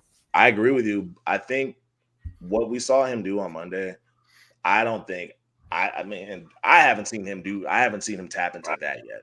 And I think I needed to just see that. Like I think we all knew that he had that, right? Like I think we all knew We just need to see the aggressive side more. Physically see it. Sure. You know what I mean? And I finally got that. So like I wish I would have saw. Again, it wouldn't have had to been a heel turn, but if I just saw a little more aggressive version of Chad Gable, I think I would have been on board with him going against Gunther. Right. I think, again, everybody has been asking for Chad Gable to get a push for a long time. Yeah. It's crazy to me that Chad Gable somehow dug himself out of the hole of Shorty G. Yeah, I'm so surprised he survived that. I think he's going. Shorty G. Yeah, I think he's going to get that push now because again, I think Papa H sees the vision with Gable, and I think he's going to give us what we want with him now. So. I think I can't speak to the Kurt Angle thing. I can understand seeing those qualities in Chad Gable. I just think that who he was building up to this match, it was a comedy act. I mean, like the whole Alpha Academy thing would just felt more like the comic relief of WWE at the time. Mm-hmm. Now that Gable's kind of moved on from it, like training Sami and doing all that, like that build up for that, like. If that had started like literally a month beforehand, I could easily see Chad Gable going against and winning that shit. Sure. But it was still just goofy Chad at that point. Yeah. When people were calling for Gunther's head for Chad Gable, and it was just like, there's got to be something else going on. And like I can see all those qualities, like you guys said, but at that time, like Khan said, you need to actually see it. We haven't seen that a lot from him. Yeah. Right. Sure. I don't know what that looks like, but I knew he had it in him. I didn't know what that looked like. Exactly. Yeah. Okay. Oh boy. Yeah, this was a ride, boy. Yeah. So I'm gonna be honest. This match could have been probably 10 minutes less than it was, though. It went on for very long. Everything The Rock does takes 45 minutes. Yeah. I don't know why. Yeah, right. I don't know why, bro. I think that first 10 minutes of them like fighting out in the crowd really didn't need that. Yeah. Yeah, it's we really could've funny cut this too down a because little my bit. whole thing when Rock first came back was like he looked kind of winded. So I was like, is he gonna be able to fucking hold his own when he's doing this stuff? Because I'm just looking at it from like one or two promos, but like he looked kind of winded. And then like everything he's done since he's been here has been 45 minutes to an hour. Yeah. It felt like. And so I was like, okay, I was fucking wrong. He takes too damn long now. So Sure. He needs to back. He needs to. But also, when you saw him wrap win, it it up. also might have been, like ring rust because he's been gone for a hot minute. Right. That's true. Yeah. That's very true. Yeah. But outside of how long it took, the match, it was a good match. It did pretty much go the way that, everybody expected it to. The Rock, badass fucking entrance for this. That shit was Coming crazy. out with the Brahma Bull and fire and shit. Oh my god. The whole final boss thing is really taken off for him. Like from the music, the evolution of his music to that entrance was crazy. Crazy. Do you guys like him carrying that title around? I'm good on it. I'm not big on titles that aren't recognized. Me neither. I don't really want to see the FTW title because it's not a real title. I don't want to see it defended because it's not a real title. It doesn't mean anything. Yeah. So that's, for the most part, that's usually how I feel. But I do like him carrying it around now because I feel like this adds to his current gimmick. That's where I'm at. It's like I feel like it fuels this arrogance that he has. That like he's this final boss character. It just is just pure arrogance, right? And like pure like I'm the fucking guy, right? To the point where Muhammad Ali's fucking wife gave me this title, and I'm gonna fucking walk right. in. So like that. That's where like that whole story of it and like who he is right now is like. That's kind of fire. Like, it's because I'm with you guys. Like the FTW or like anybody really holding their own title is just kind of like, what are we doing? Like, what? Like this isn't. But like Rock final boss. I got this from Muhammad Ali shit. Like that's some arrogant fucking shit. And like so like when he comes back, whenever he does come back, I definitely want to see that title around his fucking shoulder because that shit would be hilarious. I feel like that's the way. That's the only reason that it works is because of that. What you just said, Nick. Because the reason that the other ones bother us, I feel like, is because whoever is usually holding them is treating them and defending them as if they are a real title. The Rock's not defending this. He's not doing He's just saying.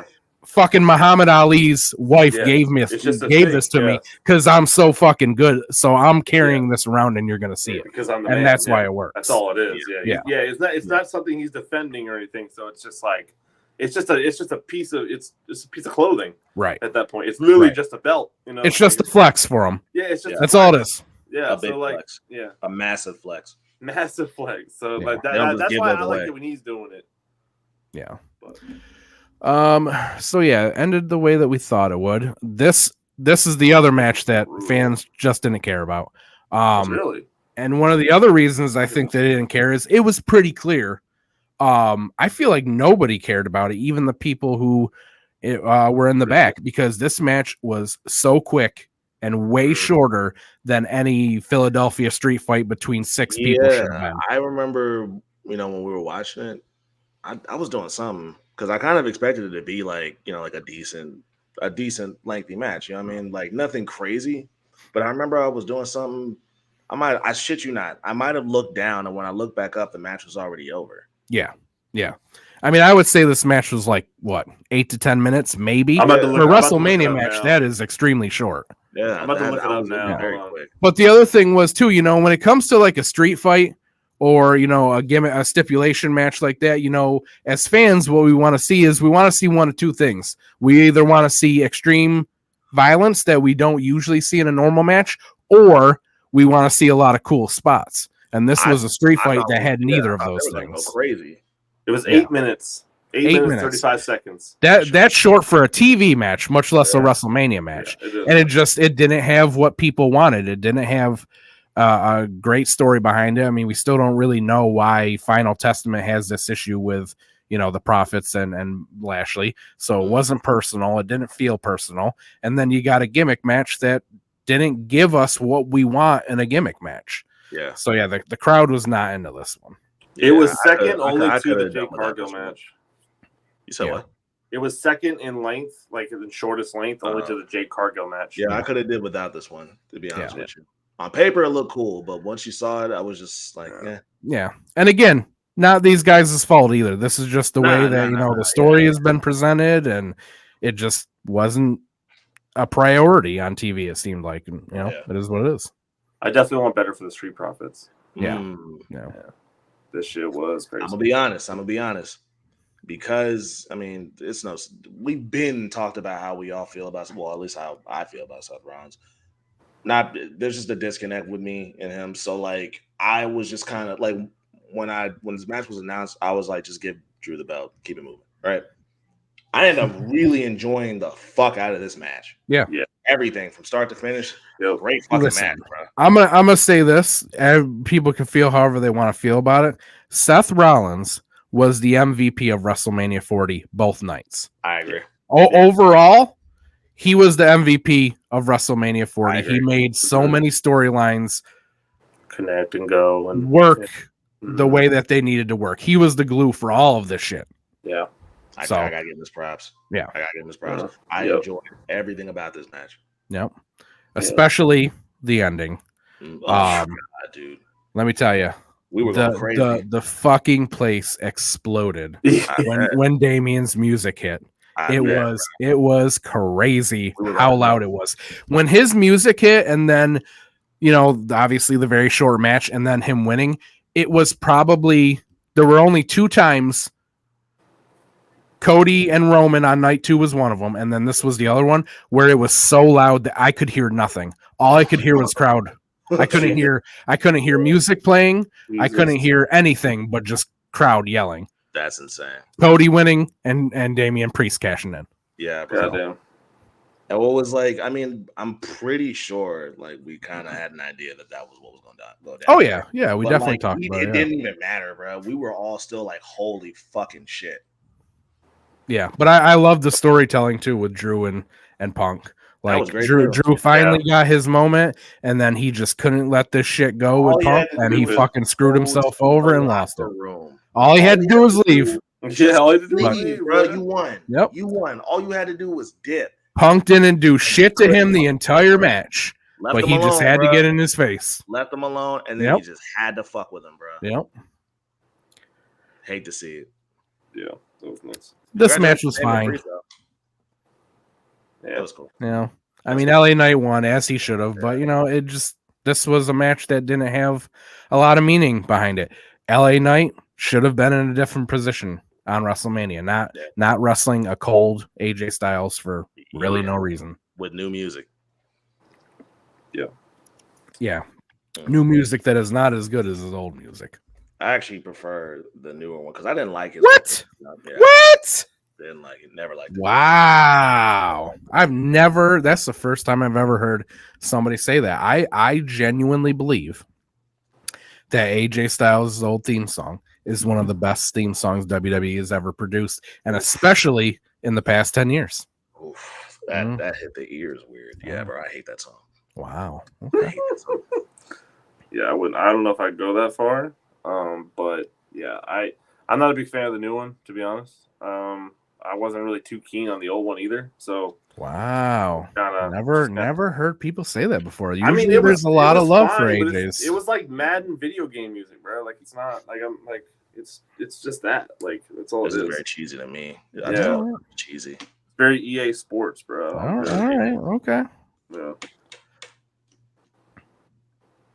We knew what this was, but I still enjoyed this match. Yeah. Yeah. I mean, you got 3 guys who are really good, and it's hard to not have a good match. Yeah.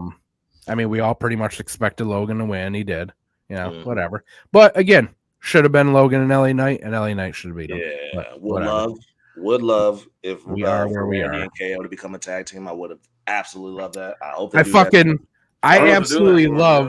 I loved KO coming out on the 4-wheeler and then backing up all the way up the ramp to give Randy a ride to the ring when he came out. Yeah, that was hilarious. It's so funny. Like They're very funny together. I like them together, bro. Yeah. I hope they keep it going. I hope they keep something going with them because I think Nick said it too.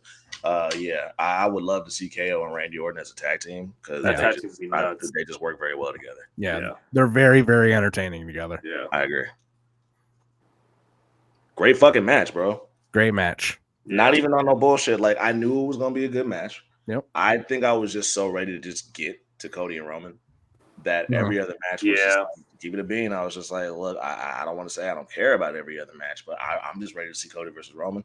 Sure. This match, goddamn, definitely exceeded my expectations. Yeah. Yeah. Great match. The entire crowd was behind Bayley. Everybody wanted her to get her moment. Obviously she finally did. Very loud for her. So that was cool to see. Cool to see her finally get her moment. Yeah. Good match. Great match. And then this. Talk about it.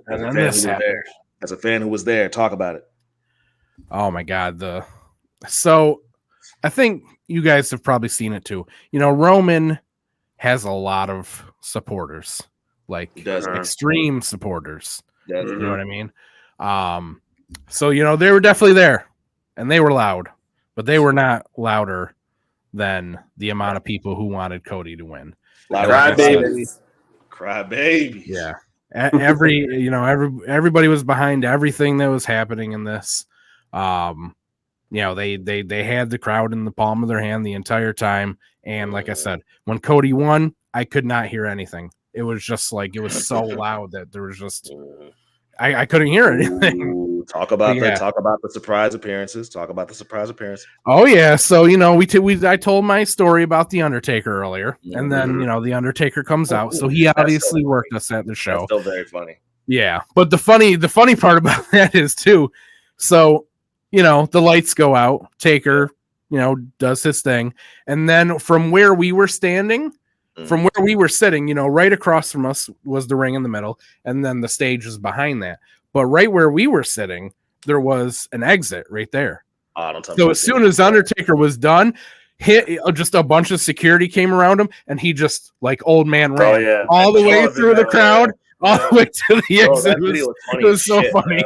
That video was funny as hell. Bro. Yeah. So we're just sitting there watching. I was like, yo, look at Taker. He's just like old man jogging to get out of there, not, getting out like scary Undertaker usually would or anything. Yeah, dog, that shit was hilarious. Just the old man shuffle on out the arena. Yeah. But yeah, I mean, the surprise appearances, him and Cena, again, it was so loud for both of them when their music went off, especially Cena. Cena's pop was loud. I didn't expect to see Taker. I actually expected to see Austin, but like I'll take Taker. Well, so here's the thing about that. I don't know if you guys saw it, but Stone Cold has come out and said that they did approach him about being there, but they couldn't come to terms on money.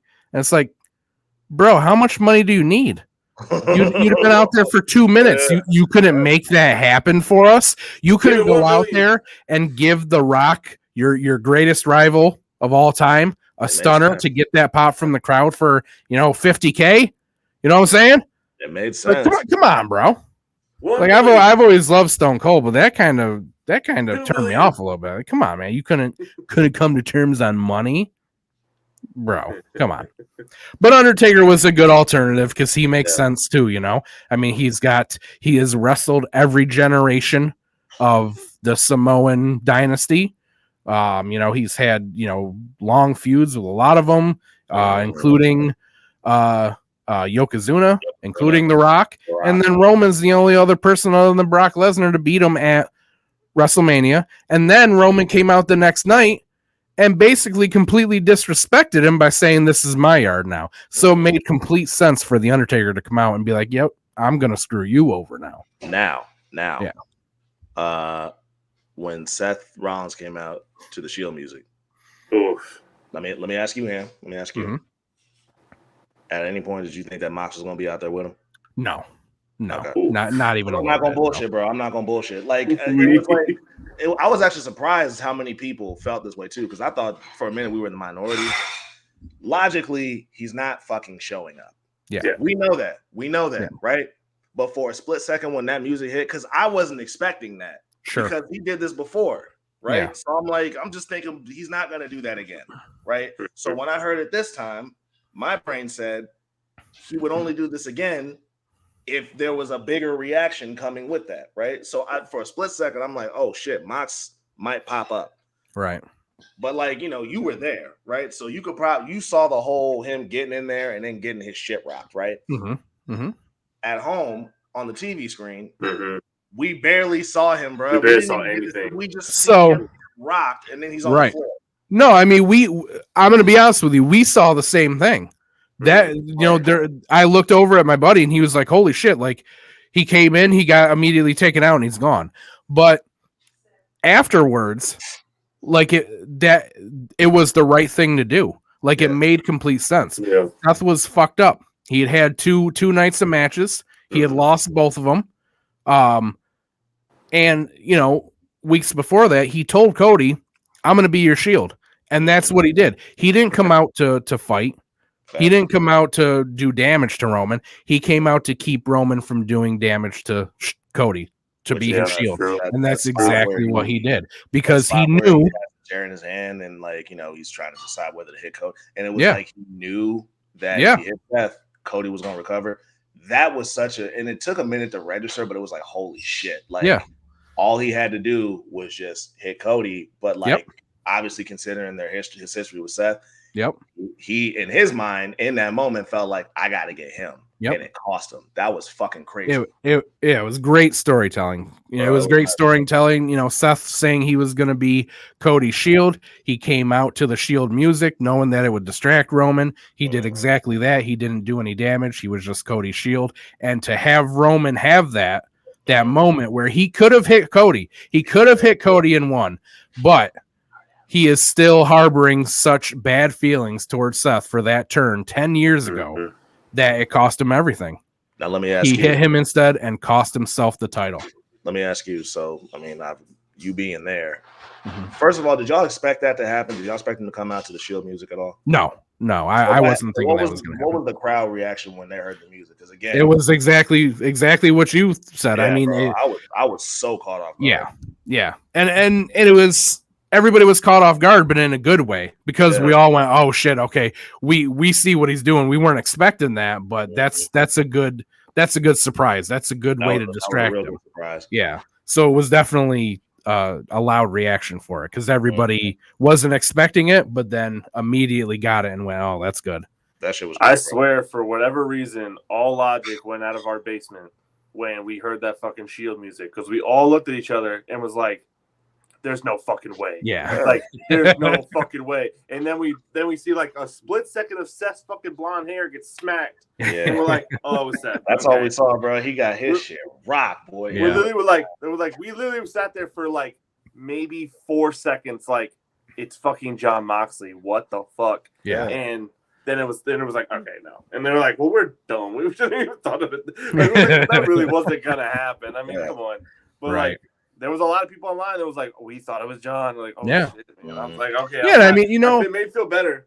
It's not even like about like it's one of those things where it's a great example of how good the storytelling was here because everybody was so emotionally invested in this that, like you said, there's a large segment of people that music hit. And even though their logical brain's saying there's no way he's here, you're so caught up in the emotion and shit. They go, holy shit, what if he's here? What if he is here? Yeah. I thought that was after him, Taker, right? What's that? That Shield music hit after Taker, right? Or was that before? Yes, because that was the ending of the match. Okay. He hit him with the chair, and then Cody recovered and hit him. Cena, you've already brought out Undertaker. Who else? You could just bring out Moxley right the fuck now and just turn the work. Well, see, I thought it was going to be Seth and Mox. I thought it was going to be the both of them popping up. Oh, that would have been nuts. Yeah, that would have been crazy. Yeah, but yeah, it was a great ending.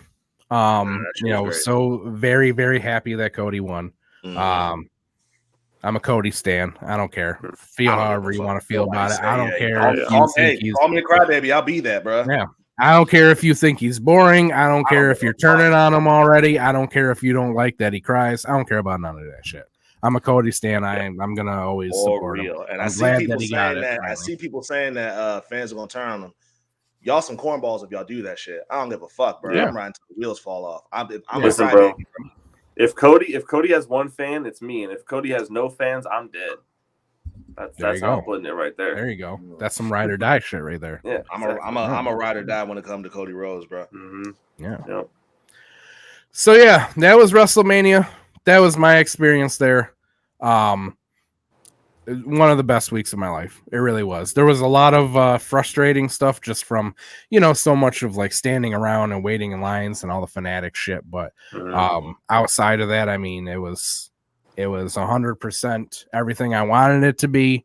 It was the most enjoyable week of my life. It really was. Oh yeah, man. Glad you had to go, bro. Like I said, we were excited for you. Yep.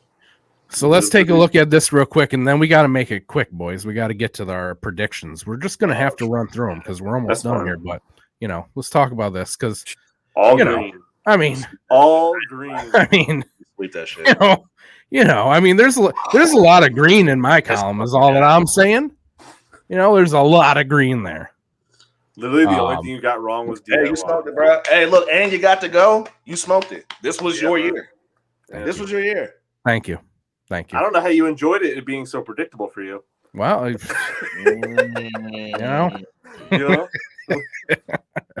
like you should have sat there and just been like, I don't know why I even came. I knew what was going to happen the whole time. Hey, stayed home.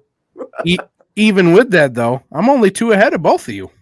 Yeah, dude, it's still super close because we've had a little very small. This is the biggest pay-per-view we had all year. Right. I mean, it's been 2 nights, but like. Revolution wasn't that big. It was only 9 matches. And so it's been very close this entire year so far. Right. There's still a lot more to go. So we'll see. I pulled ahead though. I pulled ahead because I'm a fucking champion, boys. You just have the script. That's all it is. You write the stuff. It's kind of it's kind of fucked up. It's like insider trading. You kind of write the script. So it's a dirt sheet motherfucker, bro. Yeah, right. He got an insider, man. I guarantee you. He be out and about rubbing elbows with these motherfuckers, bro. He knows somebody. That's how he got the rest of it. Xavier Woods was just texting me on the side, I mean, we're friends. We're old friends, All right. Old friends. All right, so the reason that we're on today, because we're not usually on Thursdays, we're usually on Sundays, but this Sunday is AEW Dynasty, and we all want to enjoy it and not have to rush through a podcast, so that's why we're doing it tonight. So we're going to rush through our predictions now because we talked about WrestleMania for nearly 2 hours. Before we start, how do you guys feel about this pay-per-view going into it? The same as I feel about every single other pay-per-view. It feels really lackluster. The pay-per-view is going to come and every match is going to be a banger and it's going to be really enjoyable. I don't even think about that anymore because it's just what I expect from AEW at this point. That's because I'll be honest, with WrestleMania going on and just everything going on, just with everything going on in wrestling right now, we probably said it before. AEW has been background noise for a minute, but like you said, bro, one thing where they always, almost always deliver on is the pay-per-views.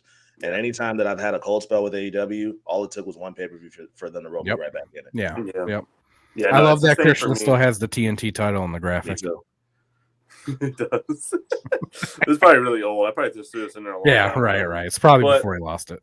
Yeah, this is definitely I've always had a somewhat excitement for an AEW pay-per-view. This is probably the first time I'm not really that interested or invested.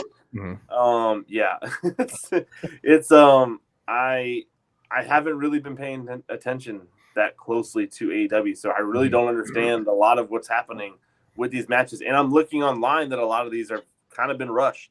So it's people who are watching are like, this is rushed and all this stuff seems rushed. So I'm not alone in that feeling, but I'm not. I don't even think I'm gonna watch, to be honest with you. Whoa! Wow! Yeah. I'm watching. Wow! At the very least, why are we even predicting then? That's crazy. Well, I mean, we got a podcast. Wow. That's crazy. Wow! All right, well, let's get into this. Trent Beretta's obviously going to win this. Yeah, Trent's going over. He's got his little heel turn happening. Mm-hmm. Which I you know what? I kind of feel like I saw this for a long time coming. Mm-hmm. You know, Trent, he's good. Yeah. Like the guy should be getting a push. I honestly believe that the best friends should have been tag team champions already. Him and Chuck have always been, you know, they've been in AEW since, you know, day one. They always put on good matches. They've always been a mainstay, but they've never been given anything. But maybe it's time, you know, that they break up. Yeah. I forgot how long I've been watching Trent Beretta wrestle because I told you remember the Dude Busters? I was just about to remember the Dude Busters, Con? Yeah, dog, I smooth forgot about that. I was like, that was him. I was a teenager when that shit was going on. Yeah. He was really young at the time with WWE. I think he was like 22 years old or something when he debuted in WWE. So it feels like he's been around forever, but I don't even think he's 40 yet. Hell no, bro. Yeah. That's the crazy part too. Yeah. We're all saying Trent here, right? Yeah, for sure. Oh God, I forgot about this one. So I don't know. So like I said, AEW's been essentially background noise for me for the most part as of late. But one thing that it's definitely been able to do lately, I don't even really know how it happened, but I'm like I'm a big fan of Shane Taylor and Lee Moriarty now. Like, I really like them together. I want to see them do more stuff with them. I've been watching Shane Taylor. Like, I remember his Ring of Honor days for sure. But, like, I don't know, bro. Like, I just really like him and Lee Moriarty together. I have not been seeing a whole lot of them, so I can't really say the same. I mean, I'm still, like, looking at Lee Moriarty as kind of the corny dude that was kind of running around. So, but, like, I like Lee Moriarty a lot. So. Yeah, I'm not into the whole Shane Taylor promotions thing, any of them. Anthony Ogogo, he's just like, he's been away for forever, so I just don't care about him. I didn't. We thought he was fired. I thought he was gone. I thought he was gone. Lee bothers me because I just don't get him. Like, he hasn't really been able to show much personality or anything yet. And, you know, the fact that he wears a singlet but doesn't wear the straps annoys me. I hate that shit, and I don't get it. I don't get why it's a fashion thing. I don't really get what is Tiger style. Why? Because he got a tiger tattooed on you. So now I just don't get it. And Shane Taylor, he's just so weirdly shaped. I can't get into him. You know, he's very bottom heavy, and it's very distracting. For the very reasons that you just said you aren't into him, that's actually why I fuck with him. Okay. I can't. I'd like. There's like you said with Lee. There's really no logical reason behind why he's doing what he's doing. I just like the presentation like a lot. I really like it. Okay. And I don't know. They're just growing on me for some reason. I enjoy seeing them whenever they're out. Fair enough. I feel like they're starting to get a push for sure, especially adding Anthony Ogogo and making the group bigger. But that being said, I am still going to go with Orange and Shibata here. I just don't see Orange losing to them right now. No, I don't think so. Especially since this past or Shibata. Well, no, because Shibata's been losing a lot lately, to be honest. But I just don't see Orange dropping it. On top of that, Cass and Shane wrestled last night. Shane beat him, so I wouldn't expect to see him to beat him 2 nights in not in a row, but like 2 consecutive matches. We all saying Orange and Shibata? I'm saying OC, yeah. I'll say Orange and Shibata. What were you about to say, Nick? I was asking what he was saying. Oh, okay. Yeah. Oh boy.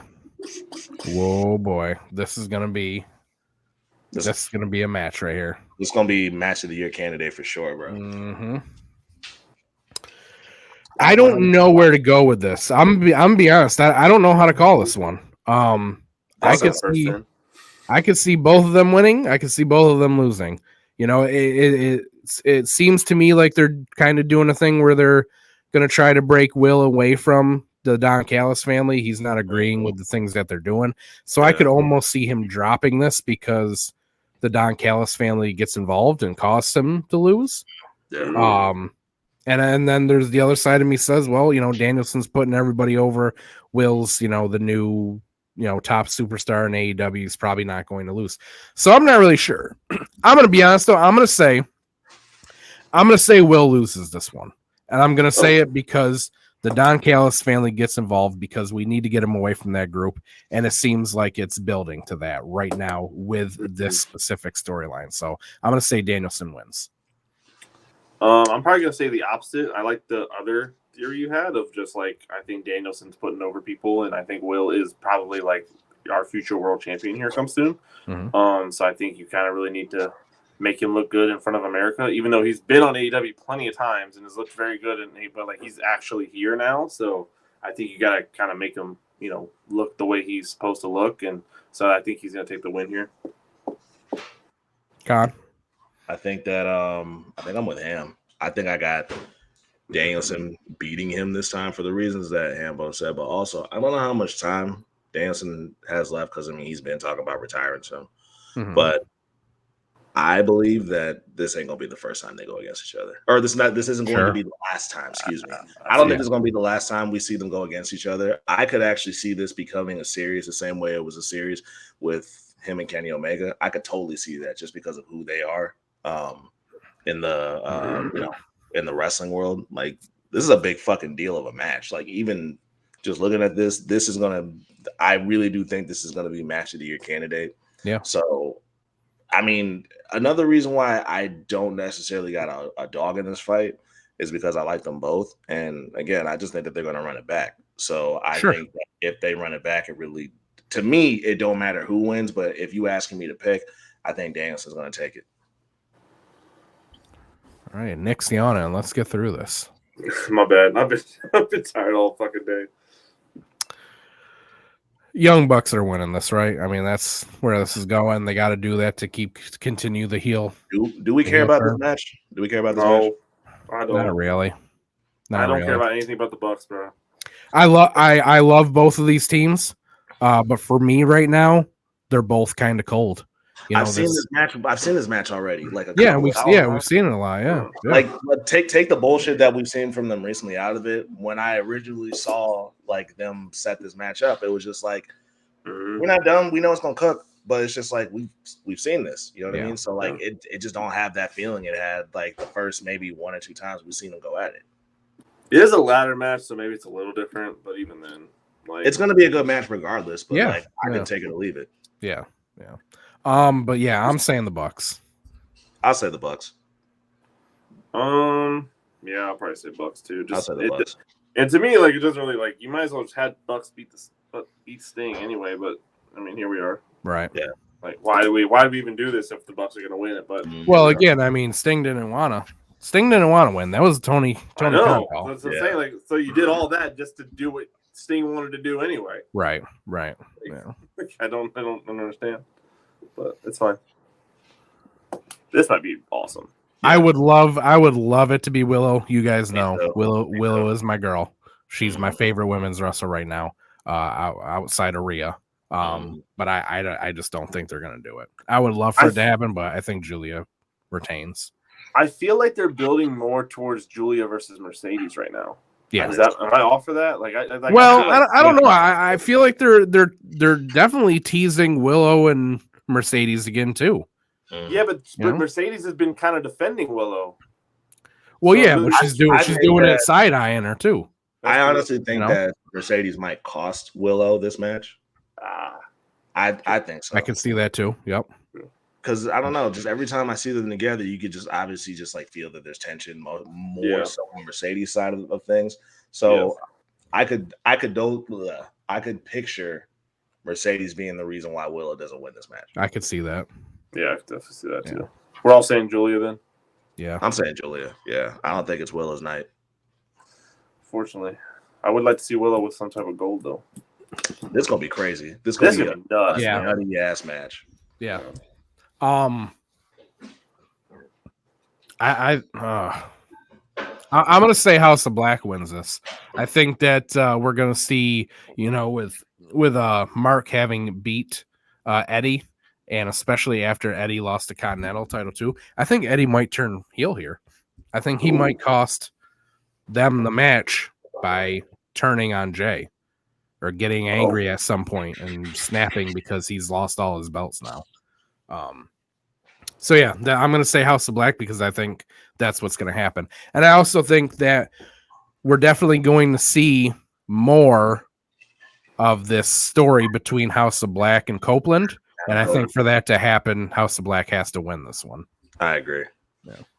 Yeah, there's going to be some discourse coming from Cope's team. I definitely think so too. The Eddie heel turn is a nice twist. I didn't think about that, but it could definitely happen. But yeah, I think House of Black is taking this because it looks like they're just now kind of just getting the ball rolling with this whole storyline with them and Copeland. And like you said, I think the only way the story furthers is if House of Black beats them. Right. So I'm rocking with House of Black for the same reason. Yeah, I think I'm also going House of Black. I would like to see. I mean, Copeland created Judgment Day. Can he do something to kind of counteract House of Black here? Like create another faction, maybe? I mean, I don't know if I want to see him in a faction right now. I don't know what I want to see out of him, to be honest with you. I don't either. I'm liking whatever they're giving me because, like, like that match he had with Penta, I was so happy we got that. So it's like him as TNT champion is really cool, but it's like the House of Black kind of like you don't have a team. Like you got to kind of have a team. That's not how I feel. Just on paper, like if you're going after a team, you gotta have to kind of have a team, and you don't have one right now. So it's like, are you gonna build a team? Like, him and the fucking Righteous might be fire. I don't know though. But that would fucking counter House of Black very nicely too. I feel like So maybe I don't know, but yeah, I don't know. But yeah, I'm going House of Black.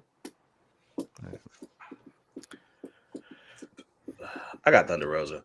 I think Thunder might take it too. I think this might be the end of this reign for Tony. Thunder was away for a very long time, but before that, she was clearly one of the top women. She was champion. Yeah. So I think that this is the end for Tony, and I think we're gonna move into Tony versus Mariah after this. That's what's coming. Yeah. They've been building that shit forever. Yeah, I'm also gonna say Thunder Rosa. Oh, Okada. Yeah. Really? Yeah. I don't see Okada losing yet, especially not the title that he just won. Yeah, there's no way. Yeah, that's true. Yeah, I got Okada one. I think they're trying to. I think they're still trying to tell the story with him and the Bucks, and I think that them having all the titles, all the gold, but just having titles right now. I think they're going to keep that up a little bit longer. Yeah, true shit. Yeah, I'm with that. Nice. But this match is going to go crazy. Yeah, it is. That match is going to go nuts. Absolutely going to go crazy. Yeah, this is going to go crazy too. Yeah, I don't think there's any way Roddy loses it already though. So no. Yeah, Kyle just got back. Yeah. He's Kyle. Like he just got back. You can tell that he's got some ring rust on him. You can tell he's not like 100% to where he was before. Like you can very much see the difference in his arms. One of them is clearly very atrophied compared to the other one. So I don't see Kyle getting title and carrying something like that yet. So no, not yet. Especially not right now. God, I don't care. I don't care. But I'm gonna say Hook. Because Jericho does like to put people over. I'll at least get him that. But good fucking God, would he go away? Please go away. Honestly, would both of them go away? They're not doing fucking anything with Hook, bro. Like, I really thought they could really do something with Hook in the beginning. But, as of right now, I could give two shits about Hook, bro. I don't care about Hook. They're booking him terribly. Yeah. Especially, again, honestly, he's got a title that doesn't mean anything. We just talked about how we don't like that. He's just doing the same shit all the time. And it's just not entertaining. But you know what I really realized with this? There was a while, especially after the allegations with Jericho came out where I can't believe that the fans are still behind him. But I really realized with this feud that they're not. They just want to sing Judas. As soon as he switched music for this Lionheart character, crowd is dead for him every time he comes out. Everybody's sick of him. We are tired of him. He needs to go away. He has been overexposed. He has to go away from know how I feel about him. Go on tour or something, bro. 3 to 6 months at least. Yeah. Take Hook with you. Since you like Hook so damn much. Take fucking Hook with you, bro. Hey, did and honestly, you? like the thing they did last night where Taz was in the ring with them, I genuinely thought like if Taz came back into Hook's fucking story, like I think that would actually be really cool. Like if Taz became a manager again, but like even then, I'm just like, I think even deeper than that. I think what would have done it for me is if Taz, he's Hook's son. If we actually saw Taz, somewhere in this feud, right. See a side of him we haven't seen. Taz, the father. You know what I mean? I think I would have been a little more interested if we saw something like that, but I don't care. Yeah. I think in or out of this feud, just in general for Hook's career, I think having Taz as your fucking manager and as your fucking dad is just a fucking slam dunk for story wise. And we're just not doing anything with it. We're just keeping Taz on commentary, and that could be Taz's choice, and maybe it's Hook's choice too. But it's clearly what's going on is not working for you. So maybe you just try the nice hand. I was actually kind of surprised when I was watching the segment yesterday, seeing Taz do something physical. That surprised me. It's with his neck. Because he hasn't done shit physical, since then. So that surprised me. But yeah, I'm with Nick. It would be cool to see Taz be incorporated in the storyline more, being Hook's father. I like Team Taz. I'm gonna tell you guys that you better get used to and get on the Hook train, because I would bet money that he's in WWE by the end of the year. I wouldn't put it past him. WWE NXT, has, please.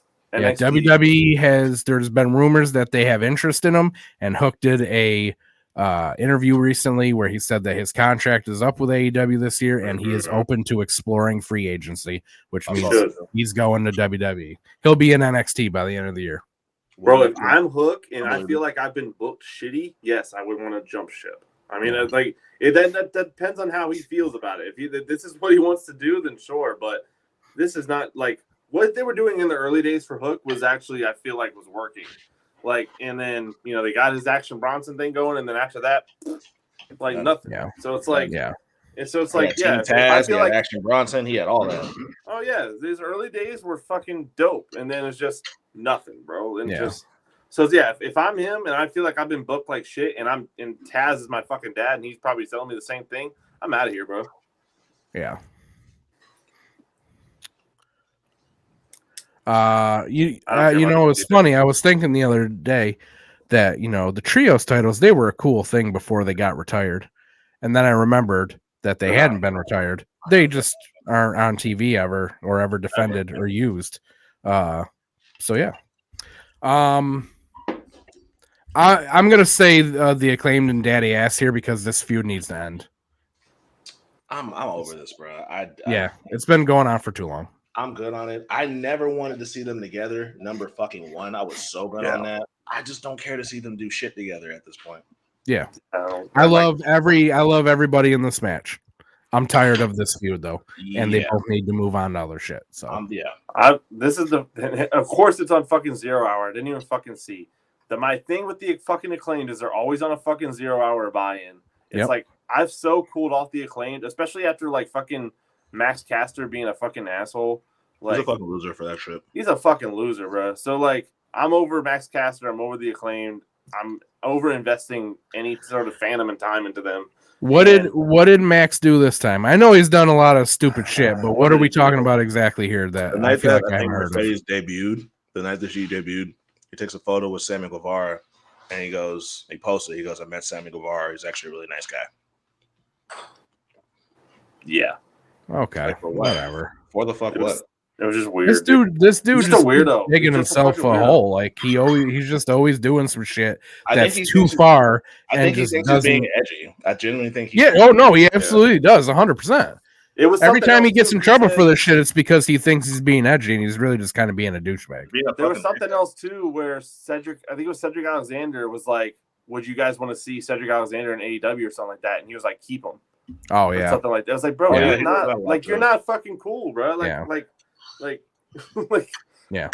It is crazy though to see I've brought this up a million times. AEW, Tony Khan, king of the cool offs, because the Acclaimed were the hottest fucking thing on the roster for a very long time, and just they're nothing now. They're barely on TV. Nobody really cares. They're over the act now, all because of the way they've been presented. But yeah, I'm going with Acclaimed and Daddy Ass here. I'm picking Bullet Club Gold just because, again, I'm over the Acclaimed, and I genuinely think that the fucking guns are more interesting at this point. Honestly, I don't like the Acclaimed have done nothing. Have you guys the MGF story and all that shit? Have you guys noticed that AEW has very slowly been dropping everything associated with Bullet Club? They took the music away. They took the logos off of their Tron video. I don't remember the last time that they have referred to themselves as Bullet Club Gold. They always call themselves Bang Bang Gang. I think they're like slowly phasing that out to get away from it. Well, they finally fucking listened to us after a year and a half. Right? We don't need Bullet Club all the time. I don't care about Bullet Club Gold. Yeah, drop it. Yeah, Bang Bang Gang's such a cooler name in my opinion. Yeah. Con, who are you going with? Yeah. I think I'm gonna rock with Bullet Club too. Okay. Yeah. Bang Bang Gang, but okay. Bang Bang. I hate that fucking name. It's better than Bullet Club Gold. Let's strive off something that doesn't fucking matter. It's not. Yeah, I think it is. Nah, it's a cool name. It's a fire name. Samoa Joe. This has got to be Swerve's time, right? I don't think so. Really? I don't know, man. I kind of think. Here's what I think is going to happen. I don't think that Joe's losing it yet, right? So I think that Joe wins. But the reason that I think he wins is because I think that Swerve is going to get screwed out of the title by a returning MJF. Oh. Especially with the Dynasty thing. MJF's group in MLW was the Dynasty. Didn't even think about that. Kind of. Wow. Kind of telling us, I feel like, a little bit. So I think MJF is going to come back and maybe screw Swerve. Maybe, which is going to be wild because, like, we're just letting go, your shit with the Undisputed Kingdom. But I think that might be where it's going. We're going to turn MJF back heel. And he's gonna be pissed off about the fact that he lost his title. He's gonna be pissed off about the fact that Swerve is now AEW fans' favorite when he did so much work to win him over and all that. So I think that's where this is gonna go. Plus, not to mention, I think it was like right before Max, took the hiatus. We saw that exchange between them. Remember that? They were just talking shit to each other. Yeah, I can see it. Yep. I can see it. So that's what I think is happening. Joe's going to win because MJF is going to return, interfere, and cost Swerve the title.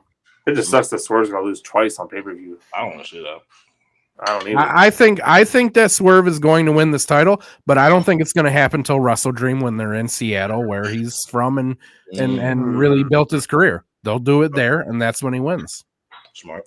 Okay. Yeah. I'm still saying Swerve just because I feel like it's just I think it's Swerve's time right now. I really think he's probably the best act right now that's in AEW. Also, it's really funny that you mentioned Undisputed Kingdom because again, I have not been paying that much attention to AEW in the last couple of weeks. Where the fuck have they been? They ain't doing shit. What the fuck are they doing? Shit. Bro, I ain't seen Adam Cole in weeks. I ain't seen Wardlow in weeks. The Kingdom shows up every now and then to do a tag team match. Like, there's nothing happening with it. Roddy is there, but there's just nothing happening with that group. But it was kind of hard when the whole group was built around screwing over MJF, and then MJF's gone. Yeah. Why would you create a faction based off a guy that's not going to be here for 4 months? That doesn't make any. You knew he was going away. Why would this story be like I'm assuming they knew he was going to take some time off, but when he dropped the title, why would you talking about Max? Talking about Max, yeah.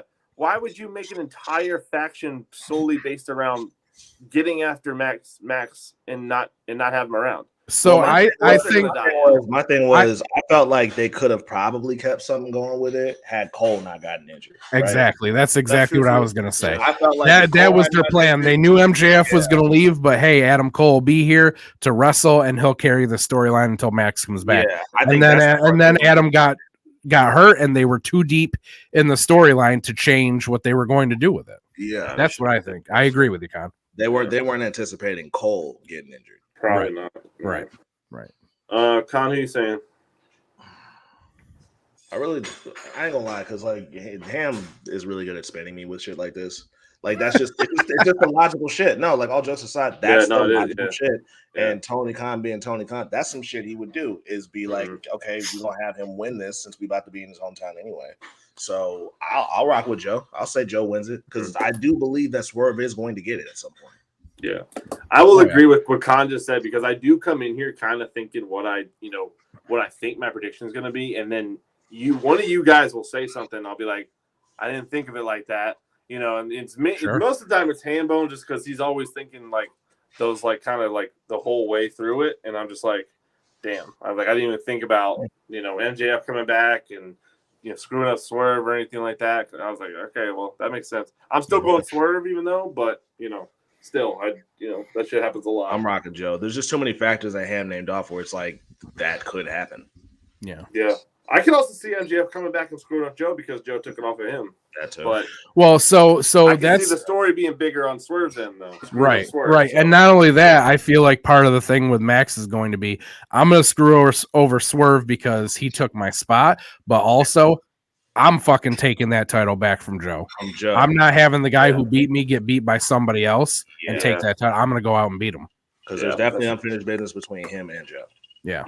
That's true. I'm so glad that you brought up the Playboy Cardi shit last night, Con, because it finally makes sense to me, and now it doesn't annoy me anymore. Now I get it. Okay, I get it now. Yeah, like because I didn't like it at first. I was just like, why are you fucking doing that? But he did an interview, and like I said, he said, he was influenced by rappers. He said Playboy Cardi, in fact, does do that. So it was just like, that makes sense. Yeah, makes sense now, and now it doesn't bother me anymore. Yeah, it only bothered me because I didn't get why. I didn't get it either. It just came out of nowhere, and I just didn't get why. Yeah, I literally just took it as something he did. I didn't even think about it. It was just. Okay, I mean, you were kind of calling me a homophobe last night, though. I mean, you didn't really just come out and say it, but you were insinuating it. I don't know if I was using that word or anything, but that's why I said you didn't just come out and say it, but you were insinuating pretty fucking hard. You seemed very conservative angry as to why a man was wearing eyeliner. It was very conservative angry. But it wasn't eyeliner, it was full on. I just didn't understand attitude towards that. Makeup. Why is he wearing eyeliner? Well, I don't care what you wear. If you're a man and you want to wear makeup, baby, go for it. On this one because he wasn't wearing it before, and then one day he had it on there. I had the same questions, like what is that? Yeah.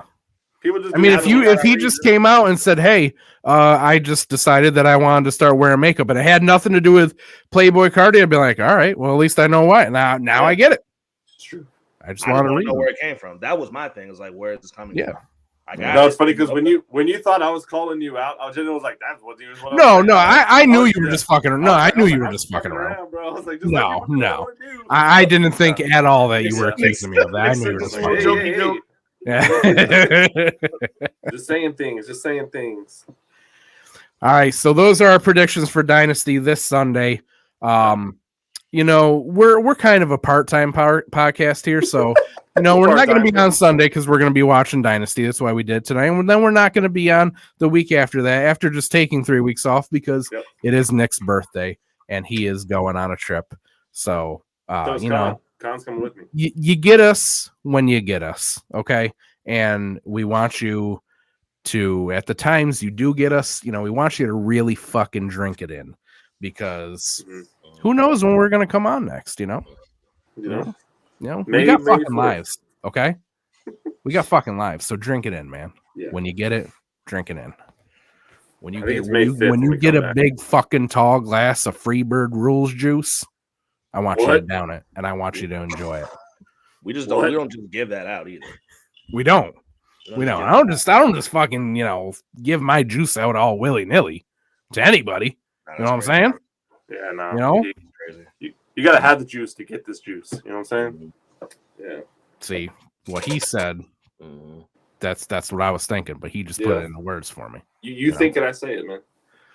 Yeah. You guys know what I'm doing next week? I'm going to a Biggie tribute show. Are you really? In New York. You live in New York. That's true. And so next Friday night, I'm going to a Biggie tribute show. And then the next day, on Saturday, I am going out to Rochester to go see The Last Match, which is a rock musical about professional wrestling starring Mickey James. Okay. Whoa. Okay. I did not know that was a thing. That's Yeah. cool.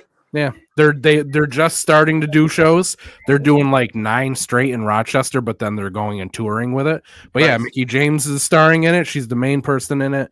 Mackenzie Mitchell from NXT, she's involved in it. Okay. And then a couple other people, like a lot of people might not remember or recognize these names, but Bull James and Manu, they are choreographers for it. They're choreographers for it. You say Manu? Yes, sir. Manu. Wow, Yep. Yeah. But yeah, so we won't be here this Sunday. We won't be here next Sunday. We'll see if we're there the Sunday after. Who knows what'll come up? Cinco de Mayo. Yeah, it'll be Cinco de Mayo. Cinco de Mayo. Yeah, we're all gonna be drunk on life. You know.